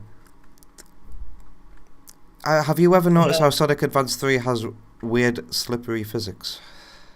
Yeah. I've only played this game once, and it wasn't really my thing. Like, it had good things I liked, but like, I don't know, just Sonic Advance wasn't like my go-to. Thinking about the physics nearly made me put it down a tier, but I think the physics revert back to Sonic Advance 1's physics if you choose Amy as your partner character. Yeah. It's so weird. Sonic Advance 3 is weird. But I haven't gotten to the 100% boss where you team up with Eggman to fight the robot. Have you? I don't remember a lot about it. I just remember fighting Gamel or whatever his name is. I thought his name was Omega or something. No, it's not Omega. Wasn't it like O something? No, I'm thinking of something else. But I remember fighting him, and then he goes into this like slot where Eggman is, and Eggman's like this hammer. Yeah, that's the first boss. Yeah, I remember that. Every first boss in the Sonic Advance game uses a hammer, have you noticed? Oh yeah. I've never really noticed that. So if there's ever a Sonic Advance 4 and the first boss doesn't have a hammer, it's not really Sonic Advance 4, is it? If it doesn't have a hammer, I don't want it. I think Sonic Advance 3 is very good at subverting your expectations as well, because we don't start in a Green Hill level, do we? We start in Route 66 City. with that awesome rockin' music. Yeah. Immediately leaving a good impression on you, and then the next level is a different version of Green Hill, and it still hits you powerfully, I think. Yeah. I think don't know where to put Sonic Advance. But I start to lose interest in my playthroughs of Sonic Advance 3 at about the 5th level. I'm just going up with, it's not D. It's either high C or low B. Neo Geo Pocket can go down a bit. Yeah, I think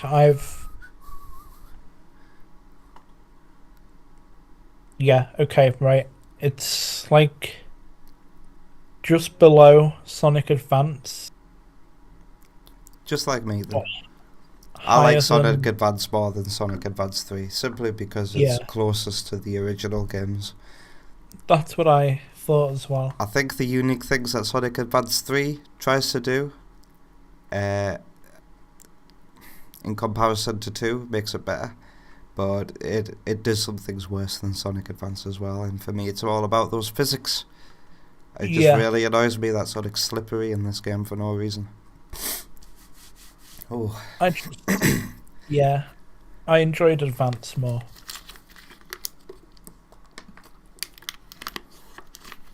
Been talking for a while. My nose. I feel my speech getting more nasal as the hours go by, but we've got one row left of games, Tommy.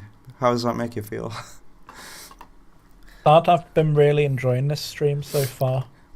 My voice is starting to so I'm looking forward to the end. I'm also needing the toilet. Should I quickly go or just keep on bashing this list out? I don't mind. We'll bash this list out. Go on then, yeah. We'll do it. So have you played Sonic Pinball Party then? No, I have not. Okay. I have, which is why it's on the list. And I like this game a lot. I might just put it up there in X. It is a fantastic pinball game, and it is a fantastic use of all the Sega stuff. The Knights theme tables and the Sonic theme tables. They just translate the game, this Sonic Advance, into a pinball table form. You go through the 7 levels that are in Sonic Advance, or is it 6? I can't remember off the top of my head. It uses some remixed Game Boy Advance versions of classic tunes as well. Oh, wow. And in the case of Knight's music, hearing all that in the Game Boy Advance sound font is a treat to listen to, in my opinion. I used to carry this game around with me and use it like a Walkman, the sound test, so I could listen to the Knight's music just out and about. Oh, wow, that's great. And the Knights tables themselves are pretty creative and cool, and I'd rather play the Knights Pinball Party game than the original Knights itself. Funny you should say that. I did that once on a DS. Played Knights on a DS? What game. No, not this game in particular. I just used to listen to game music on my DS walking around. Alright. Because why not? Video game music's cool, man. It was great. Not much else to say about Sonic Pinball Party, but that it really is that good. If you like pinball games, it's that good. Oh, wow, okay. But the next game I've got lined up is Sonic Rush. Played it, it was great. I really enjoyed it. I will put Sonic Rush... Pardon me, oh dear. I will put Sonic Rush in S. Yes, because Sonic Rush is oozing with style. Its gameplay is so different to what you're used to, but it's still... How do you word this in English? Non-autistic English. Because it's got different physics as well, but the boost gameplay on the 2 screens is something else. Do you know what I mean? I think I do know what you mean, yes.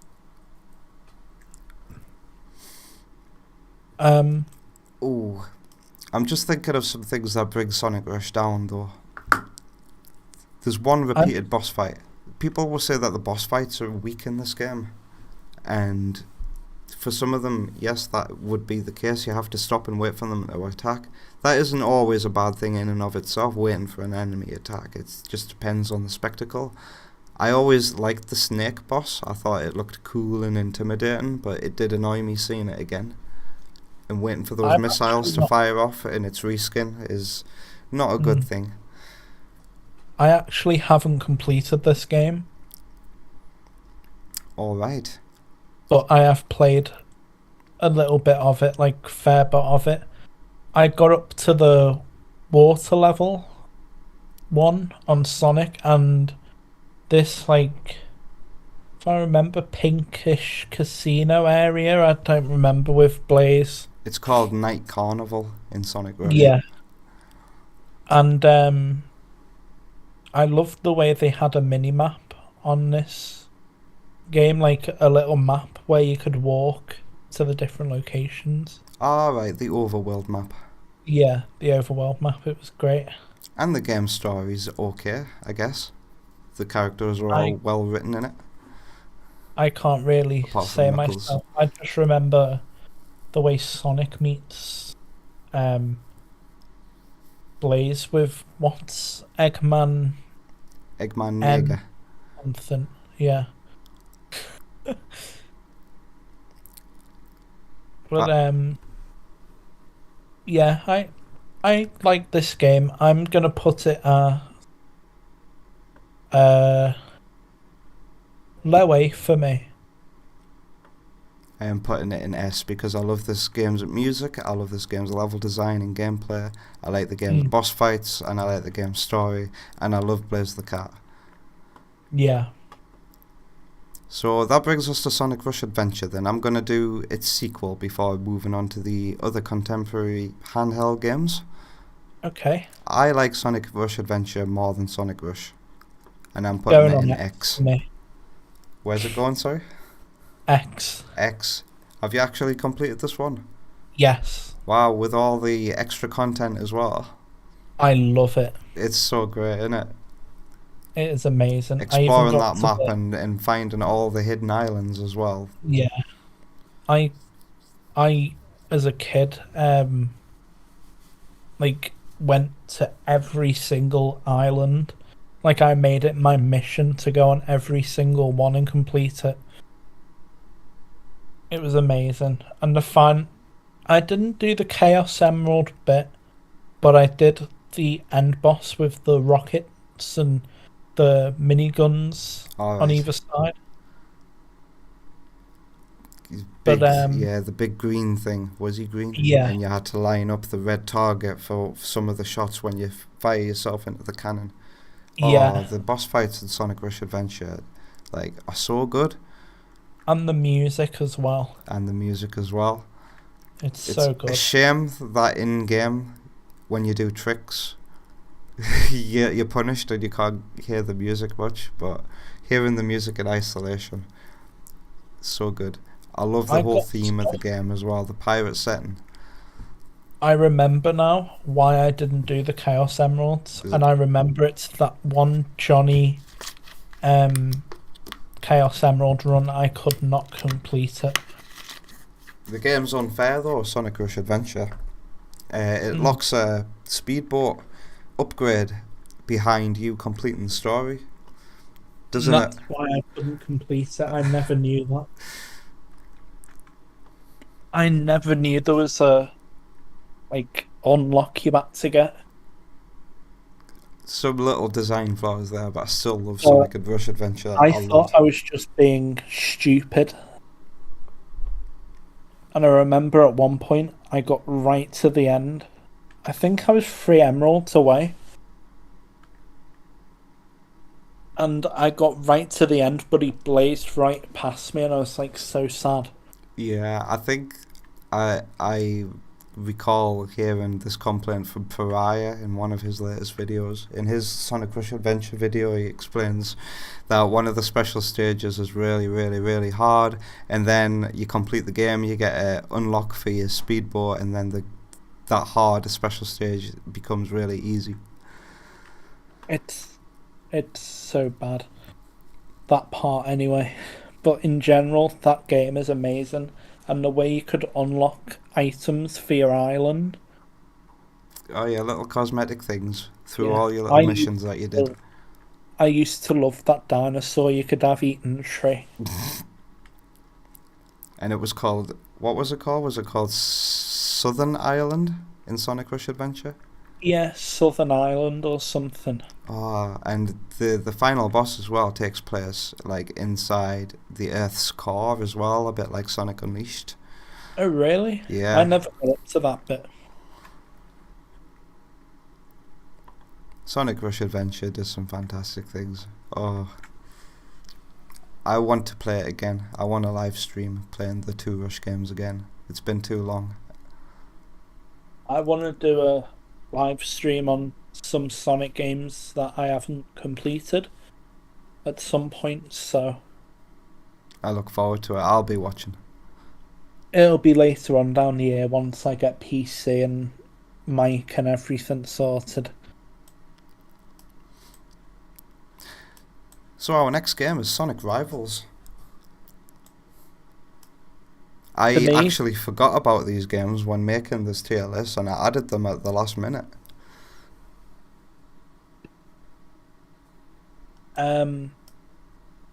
I played both of these, but I remember not really. I don't know. I liked them. I think, yeah, I did like it. I think I remember liking Rivals 2 more. Rivals 2 made me think I was going to like it. With the race to win theme. Oh, yeah? With the first level. Where they brought back Tony Harnell, who did Escape from the City, to do the first level of Sonic Rivals 2. And it was, you know, that race to win song. Yeah. But then I don't like the Sonic Rivals game. I'm going to say it now. I'm going to put them in D with Sonic Chaos as forgettable games.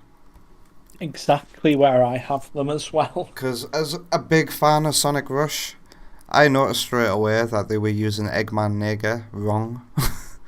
And I know I haven't played Sonic 06, but I know that Silver's backstory still. And this isn't Silver. I've got a funny story about Sonic Rivals as well. My friend gave me a PSP to play it, and I got Sonic Rivals and Rivals 2 for my Christmas or birthday, I think it was. And I played it for like a week, but then his mum said to get it back, I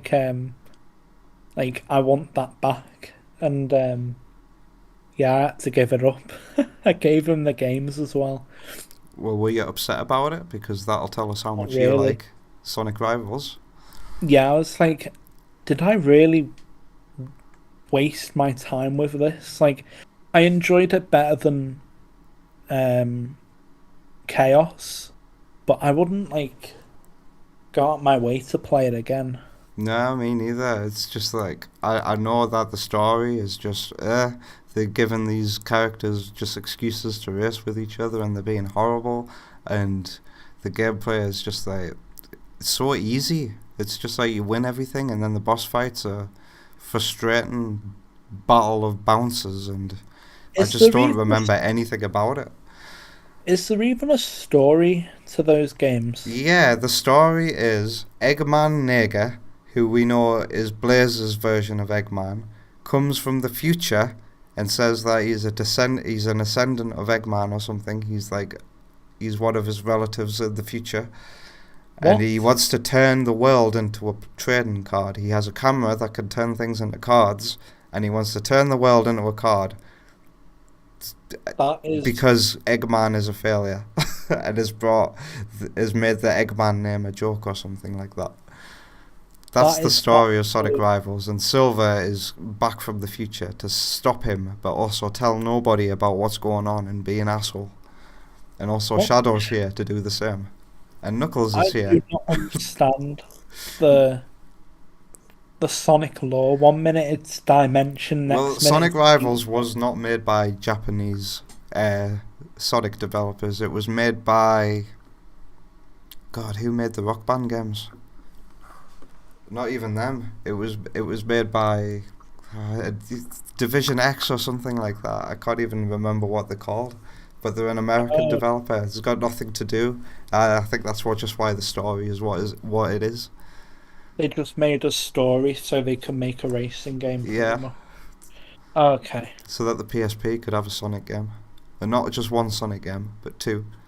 And that's all I've got to say about the Sonic Rivals games. I don't listen to the soundtracks, apart from Race to Win, might be in my library somewhere, but that's it. Sonic Rivals 2 asks you to do double the amount of Sonic Rivals, and no thank you. Yeah, that's why it's lower than the original one. So here's a curious one, which is next on the list. It is a Java mobile game called Sonic Jump. Are you familiar? Is that the one where you jump on the... little platforms automatically, and all you have to do is move left and right. Isn't that just that Doodle Jump, rip-off? Yeah, pretty much is, but reskin. this is so older that I experienced Sonic Jump way before Doodle Jump. I think Doodle Jump was a smartphone game, but the original Sonic Jump was a Java game, and it was just incredibly simple, as you say. You jump automatically onto the platform before it falls. If you fall down, you die. You just move left and right and bounce off badniks and stuff. Bottom D for me, because I only played it once or twice. I'm going to put it in B. Actually, I'm putting it in A for this reason.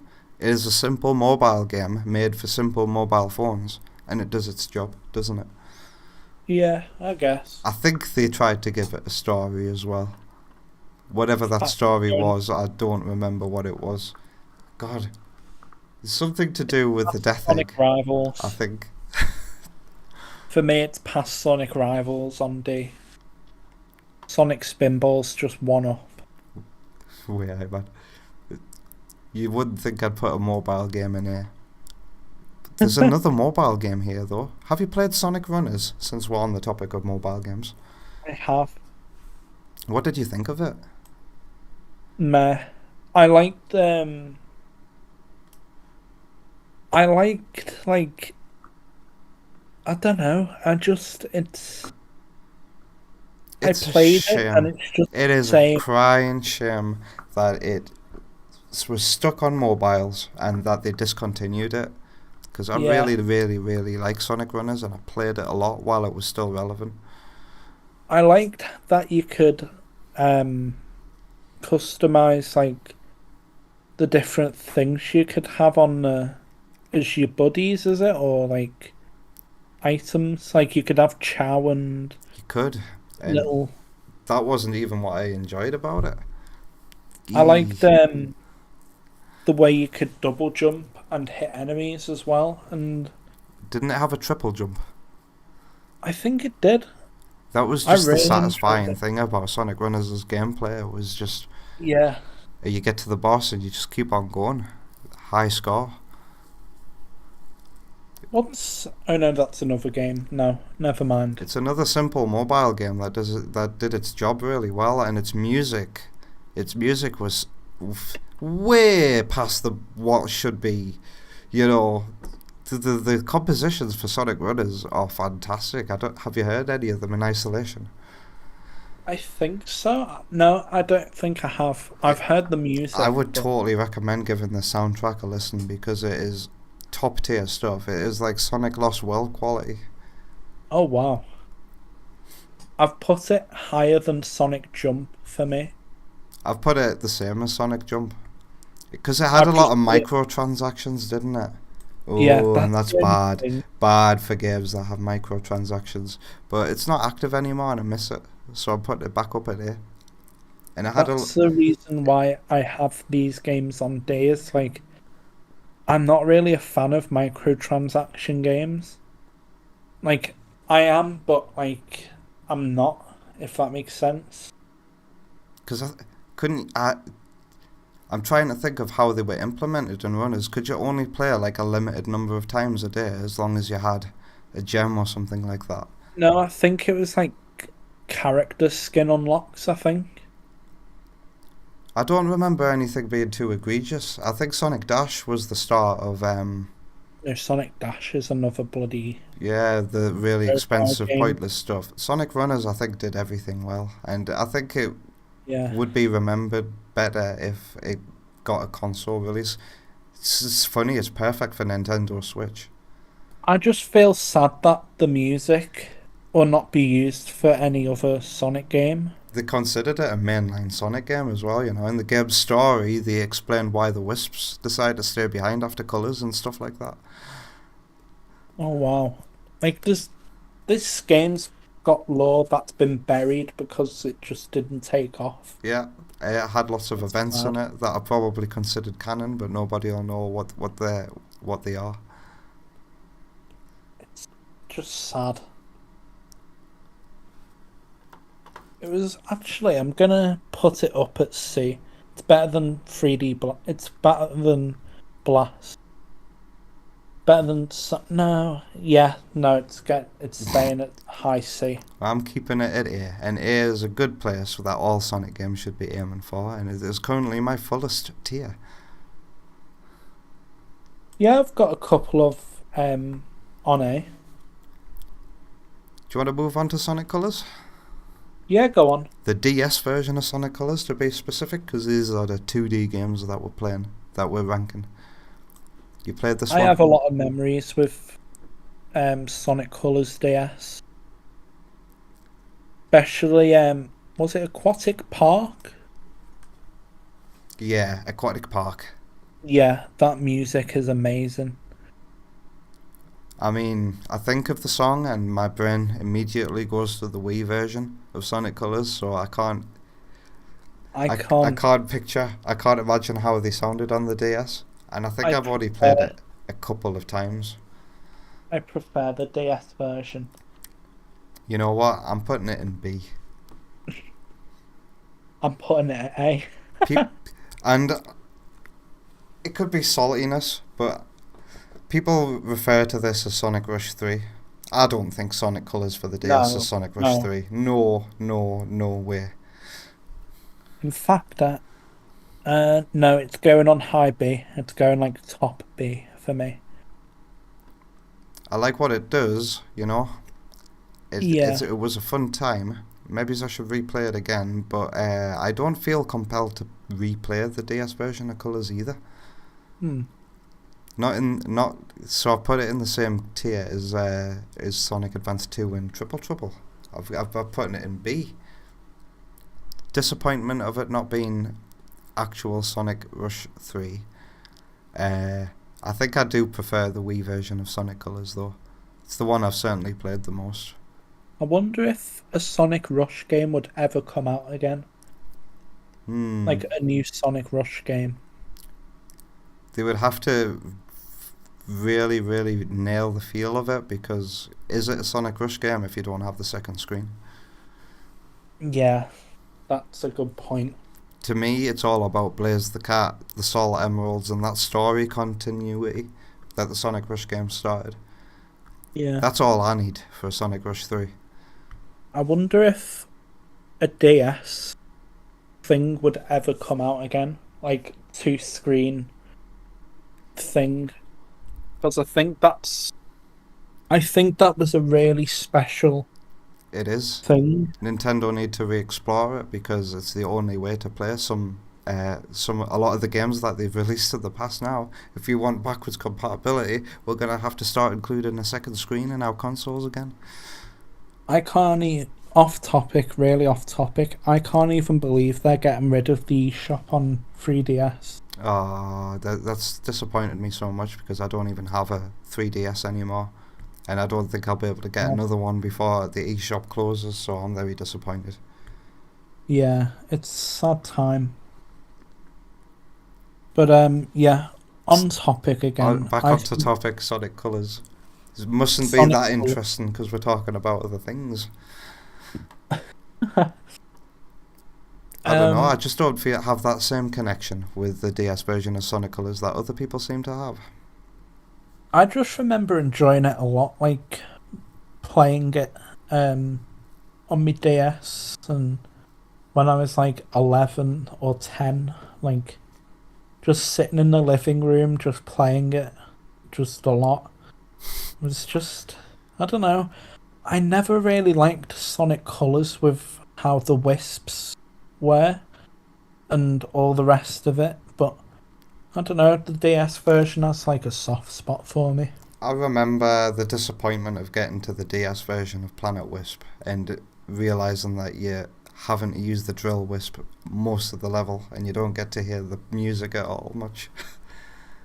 Yeah, I don't know, I don't know if it should be... No, I'm keeping it a high B. It's better than Sonic 3D. How about Sonic 4 Episode 1? F. Oh. Time for my controversial pick, because Sonic 4 Episode 1 I had a lot of fun with when it came out. I played this on the Wii when it came out, and I thought everybody liked it. I was unaware that people did not like this game. But I'm going to give it a C, because over time I've just not re-explored it, and I don't want to. Actually, I'm moving it to Game.com Genesis. I'm moving it to D with the Rivals games, because it's just one of those Sonic games that I wish I could forget about. Because thinking about it now, there's no way this game should be called Sonic 4. Yeah. No way. It did not deserve that title. But when I first played it, I didn't care. It was just another Sonic thing for me to play. I was so young and dumb. Same for me, but it just felt off for me personally. I just didn't like it. It wasn't my Sonic 4. No. Sonic Advance is definitely a better contender for Sonic 4 than this game here. I'd rather Sonic Advance be called Sonic 4 than what Sonic 4 is. Well, so what about Episode 2? It would... Because of how they made the story and how Little Planet became a thing back around, and that Eggman was trying to get Little Planet back to his, like, wanted Little Planet for himself, and finding Metal Sonic and going like, okay, you work with me now. I like that. But Sonic 4 raises the stakes. It uses continuity. I like Sonic 4 more than Sonic... Wait, Episode 2. Episode 2 in comparison to Episode 1. And the music as well, the Metal Sonic boss fight music. I think the music... is a big improvement. It's still not the best, but I do like some of the tracks in Episode 2. I like Sylvania Castle Act 3, the nighttime version. Yeah. Metal Sonic, like you've just said there, and is it Sky Fortress, Wing Fortress, whatever they decide to call it in Episode 2? Is. I'm actually surprised of where I've put it. I've put it at B, but it's better than Sonic Advance 3, but not as good as Sonic Advance. It's weird. Here's the thing about Episode 2 as well. I played it on a PS3. At the time, there was no better looking Sonic game on a console, because it ran at 60 FPS and its art was absolutely fantastic compared to the first game, which used pre-rendered for everything. But the second game, the visual step up in quality. The game is absolutely breathtaking when you get to the sky level, I think, and it's sunset and you've got that lens flare in the camera along with the music. Wing Fortress is something else. Sonic 4 Episode 2 has got some shit worth talking about.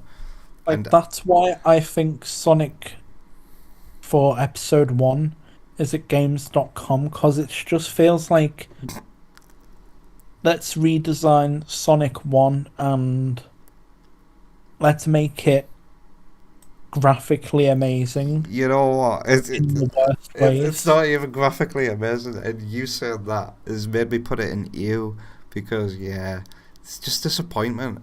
Like, no, you are not Sonic 4. And if this was the first game in the Sonic series, no one would be impressed. If it had the graphics of classic Sonic, or modern Sonic in a 2D from Generations, yes, I would have it better, but I just don't like the art style. You've just mentioned the next game, the 3DS version of Sonic Generations. I did, yes. Have you played it? Yes, I have. And I personally am putting it at A. Oh, wow. So I've just put it at B, because I prefer the HD version of Sonic Generations, and we're dealing with disappointment here, actually. Sonic Generations, the normal one, would be at X. or Oh, S. wow. I did consider doing the 3D Sonic games tonight, but I'm glad I didn't. I am desperate for the toilet, Tommy. Oh dear. I'll put it at B though because nothing but disappointment for the 3DS version of Generations. It's shorter than the console version, and it's not playing on the fact that it's a handheld celebration. I was so disappointed that they didn't take any levels from any of the handheld Sonic games. It was a perfect opportunity. They did with one. They took the Water Palace from Sonic Rush, but that's it, and that's not for me. And then some of the levels, Radical Highway is like a straight line for 20 seconds at one point with the bridge in the classic version of the level. But I do like other things about it, which is why I'd put it at B, just below an A. I would actually say it's the best B tier game on my B tier. Oh, is it better than Sonic No, it's Rush? not. No, it's not better than Sonic Advance 2. No way, actually. I regret that.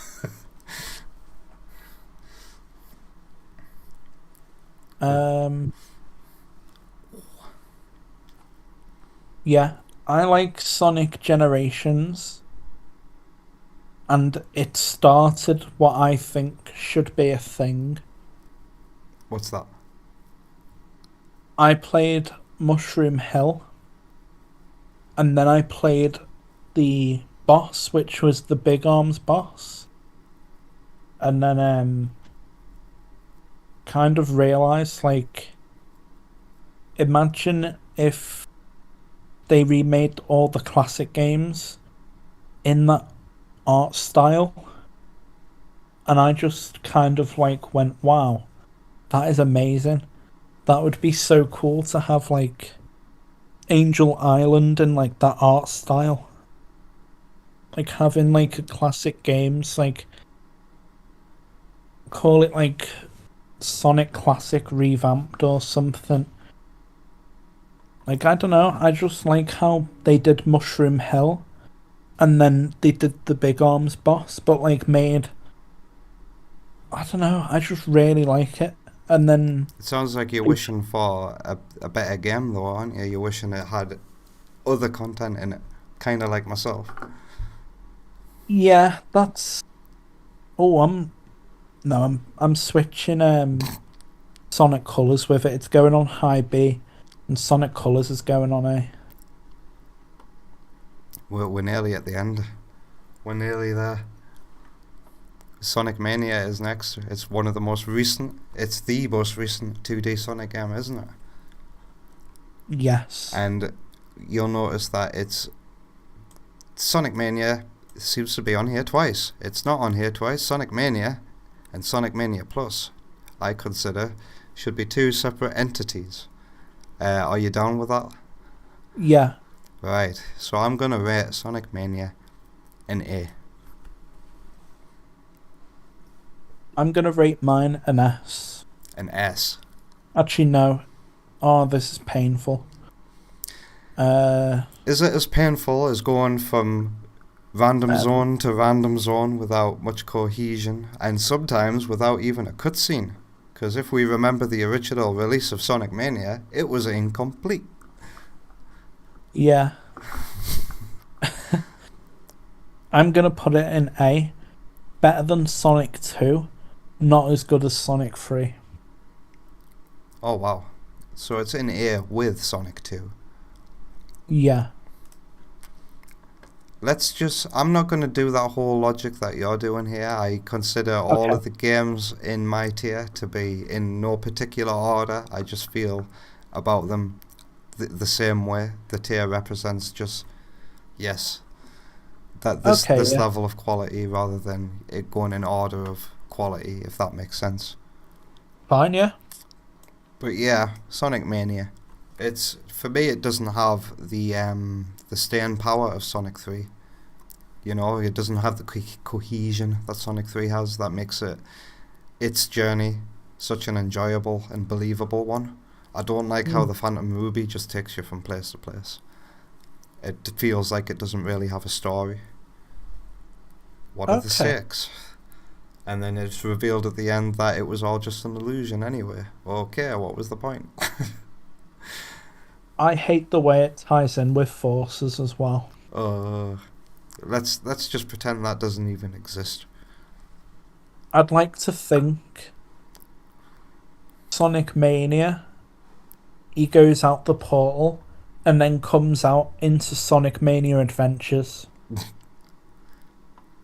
which is the cartoon. I haven't seen those shots. Oh, you should. It's great. You should react to them on your channel at some point. Maybe I'll give them a watch anyway. I was going to react to Sonic Prime, but then I couldn't be asked for all the editing work afterwards, so... Oh, yeah. I think Sonic Mania is good. It's good. It's just not the best. Yeah. Would we be able to have, like, a look through of our tier list once we're finished, just to see, like, my final thoughts? Yeah, you should screenshot or print screen or whatever you do on an Apple and send me that on Discord. Yeah, well, I can just download the image straight away, so... So does this mean for both of us Sonic Mania Plus, because of its additions and general more completeness, goes up a tier? Yes, I think it should. Yes. In fact, if we're basing Sonic Mania as the original, it's going down to low B. There is one thing that Mania Plus does do, though, that annoys me and makes me wish that they kept it in. They made the Metal Sonic race and fight in Stardust Speedway a lot easier in Mania Plus. Oh, right. And now Stardust Speedway is over in like a minute in Mania Plus compared to the original. I have just got to go for a second. I'll be right back. Oh, that's no problem, Toby. I'll use this opportunity to go to the toilet. Okay. I do apologise. We'll be right back. Do do do do do do do.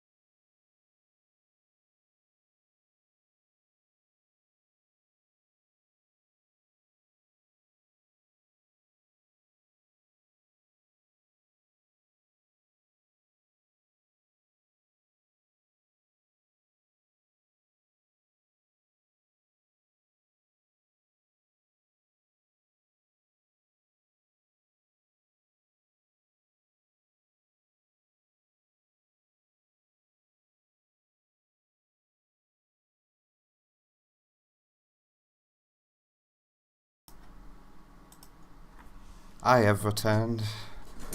Hello? Hello. Hello, I've returned. Oh, I needed that. Now I can stop shaking about and looking like I want to be somewhere else. Oh dear, I should have took a break a while ago. I didn't think we would go over the 2-hour mark. This is I know, it's crazy. Unbelievable. And I'm going to need some painkillers after this. I wasn't expecting to be talking for so long. We've actually been talking for half an hour before the stream began as well, actually. Alright, so, how are you doing? I'm doing well. I just had to answer my door, so... Right. So, have we got anything more to say about Sonic Mania Plus? Rare and mighty. and what they bring to the table. For me, Ray is like, I still haven't mastered him, but he has loads of potential for getting across levels in cool ways that the other characters just can't. I really enjoy it. Mighty doesn't really do much for me, but it's Ray, and I'm so happy just to see these obscure characters brought back. Same. It's really fun to see them. And Sonic Mania makes so many nods to things that like blow my mind and make me go, yeah, it's the thing, you know? Like seeing Silver Sonic from 8-Bit Sonic 2 show up in Stardust Speedway while you're fighting Metal Sonic. Right. That made me absolutely so happy. It made me so happy that I was like, okay, I should work on my fan game idea that I've got. Yeah, it was great. Now I've realised what you meant by Sonic Mania being like the pre-stage before Plus, like with all the new, because the new stuff they added. They do Encore mode as well, which makes the levels a bit more difficult and gives you different colour palettes as well. I appreciate stuff like that. That's an okay thing to spend £4 on DLC on, isn't it? Yeah, it's great. It's great, honestly. Instead of charging your customers for being able to move a camera for the island. How much is that in Sonic Origins? Like £4. Come on, man. You can't even move the island. It's just your camera zooms in and out. Hey, Sonic Mania. Do you think we'll ever see another one? Not for a while. I don't want to see another Sonic Mania. I just want to see another 2D Sonic game in that engine. Yeah. Like, I see a lot of people crying out for a Sonic Mania 2, and I'm like, no, I don't want a Sonic Mania 2. I just want a new original 2D Sonic game, please. I wouldn't mind even a Sonic Advance game. Like a new Sonic Advanced game. Like a game in that style, using that art style. We've now had a classic Sonic game that's like new.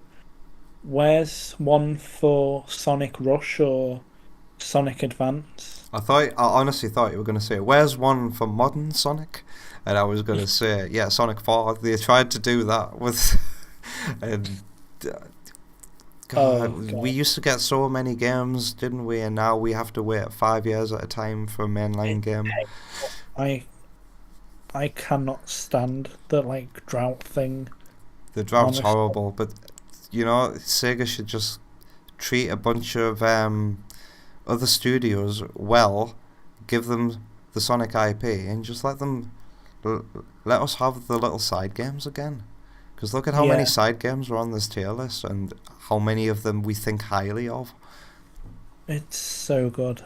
Like, I don't want another drought where I wait for another Sonic Forces. Like, painful experience. Oh, that's what we thought the drought between Forces and Frontiers would be like. Oh. I remember how nervous we both were about Frontiers. I'm so glad how Frontiers came out. Do you know they're making a new boss, apparently? Well, I won't be surprised if they're adding cut content back into the game as part of this DLC roadmap. Apparently there was meant to be like an even better boss fight for the thing. The game turned out a lot easier as well. It was supposed to be a little bit harder, but they nerfed it. Just so that like more casual people could get through the game. Don't be afraid of making your game hard, Sega. As I fail so bad on the final boss. Pardon me. We're talking about Frontiers. Yeah, for some reason. How did we get there? Why did we get there? Oh, we're talking about the droughts, and we're just glad that the drought between Forces and Frontiers wasn't a bad one. Although we might be like in a small majority. I think it feels like a lot of the bigger Sonic fans aren't impressed with Frontiers at all. Do you get that impression? I haven't really got that impression. I've seen loads of people saying, "Oh, I really like this game." Like King K's video on Sonic Frontiers felt very bittersweet, you know. Cybershell sounded like he wasn't very happy with the game. I don't know. I wonder if it'll take people time to come around to Frontiers, or if it'll take the this DLC. And I suspect this DLC will just add content that they didn't have time to put into the original game back into it. Yeah. Like we were supposed to explore the inside of a ship as well, weren't we? On Chaos Island. So, yeah. And instead we just do a hacking mini game or something like that. Yeah, it feels a lot of cut content from that game. It has a lot in common with Sonic Mania. So I wonder if, like, in a year's time, they'll be treating Sonic Frontiers with all of its updates like we're treating Sonic Mania Plus right now. Probably, yeah. I hope so. There's only one game left on the list as well, and it's not even worth talking about. It's the I've never played it. You've never played it? No. It's the Leapster version of Sonic X, which is something I've actually owned, and I still got the Leapster that I owned it on, but not the game anymore. That's sold to a collector. But it's nothing worth writing home about. It's on the same unplayable, this isn't Sonic level as Sonic Blast for me. It's just like, ugh. It's an edutainment game, but I thought I'd put it on the list because I have played it. For some reason it uses Sonic 3 sprite work, you know, for Sonic, but it gives him green eyes. It uses a Sonic 3 sprite, but it gives him green eyes.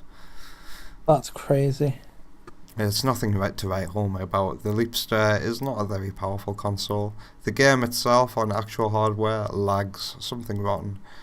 Wow. And it's just not fun. It sounds bad. Yeah, you just run around the map collecting whatever number it tells you to collect and stuff like that. Jeez. Sounds awful to play. I'd have it on game.com Genesis. Kids deserve better than that. And luckily we got a bunch of good games. So, are you able to share your final tier? I'm just going to see if I can make any final adjustments, just to see. There's nothing up there challenging Sonic CD, but yeah, that's a good idea. Gotta go through everything again. Sonic Rush Adventure, do I really like as much as Sonic 3 and Knuckles? I do, yeah. In S we have Sonic 3, Sonic and Knuckles, Pocket Adventure, Sonic Advance, Sonic Rush. If I were to do this in the Tommy way of ordering things though, Sonic and Knuckles has got to be my best. The top S tier game. Then it's Sonic 3. Then it's Sonic Advance. No, Sonic Rush, then Sonic Advance. Mania plus then a Pocket Adventure. And if I were to do the same to my A games, I like Sonic 1 more than Sonic 2. I like Game Gear Sonic 2. I mean, Master System Sonic 2 more than 16-bit Sonic 2. There we go. Sonic 1, 8-bit.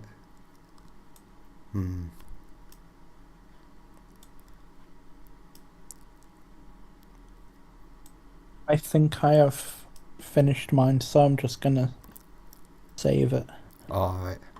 I am making some adjustments to mine while I wait for your screenshot to come through. Sonic Advance 2. Yeah, put Triple Trouble in front of Sonic 4 Episode 2. Put Sonic 3D in front of Sonic Spinball.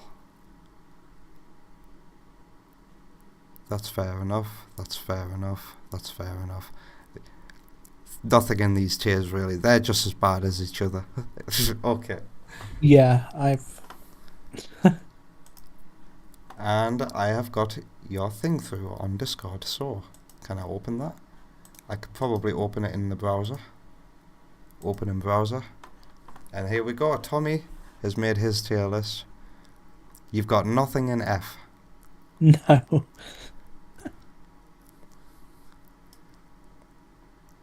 Wow, Sonic and Knuckles is there in X for you as well.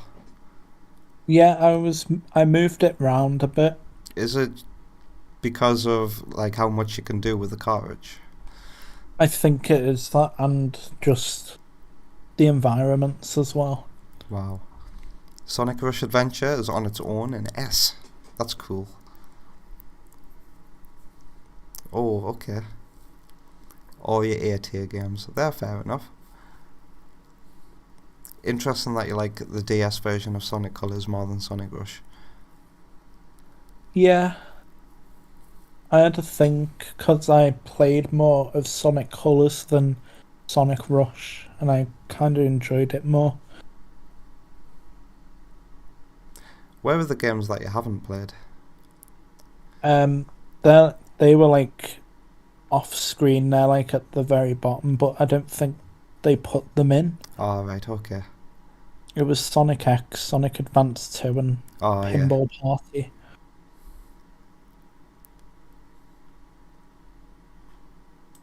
And how does I that was compare going here? to put Sonic 4 Episode 1 in F, but then I kind of like went, but I really didn't enjoy it, and put it back down.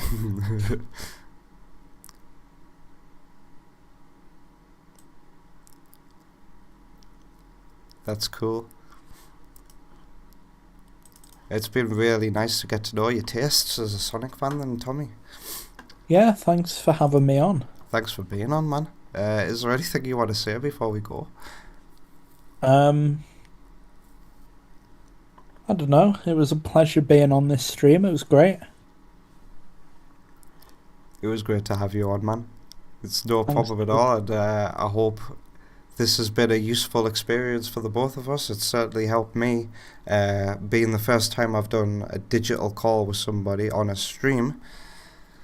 It was great. I enjoyed it a lot. Helped a lot as well. The thing I learned is definitely schedule some kind of break if it goes over a certain point, because I was not having fun needing the toilet there. Oh dear. Alright then. So, I am going to put everything onto the channel screen, and before I play us out with some music, I would just like to thank, firstly, Tommy for being with us today, Cheers, and dude. everyone who showed up in the chat today. So that includes Tommy, Alec Taylor Music stopped by, Nika Littlejohn stopped by, Flaxen the Hedgehog stopped by, Lemon Shark came by to say greetings, Khalib was here, J. Artorius came by to scare me, and Zaxilla also popped by. Thanks a lot, everybody. If I missed your name there, I do apologise. But with all that out of the way, I'm going to leave with you some music, and we'll see you later.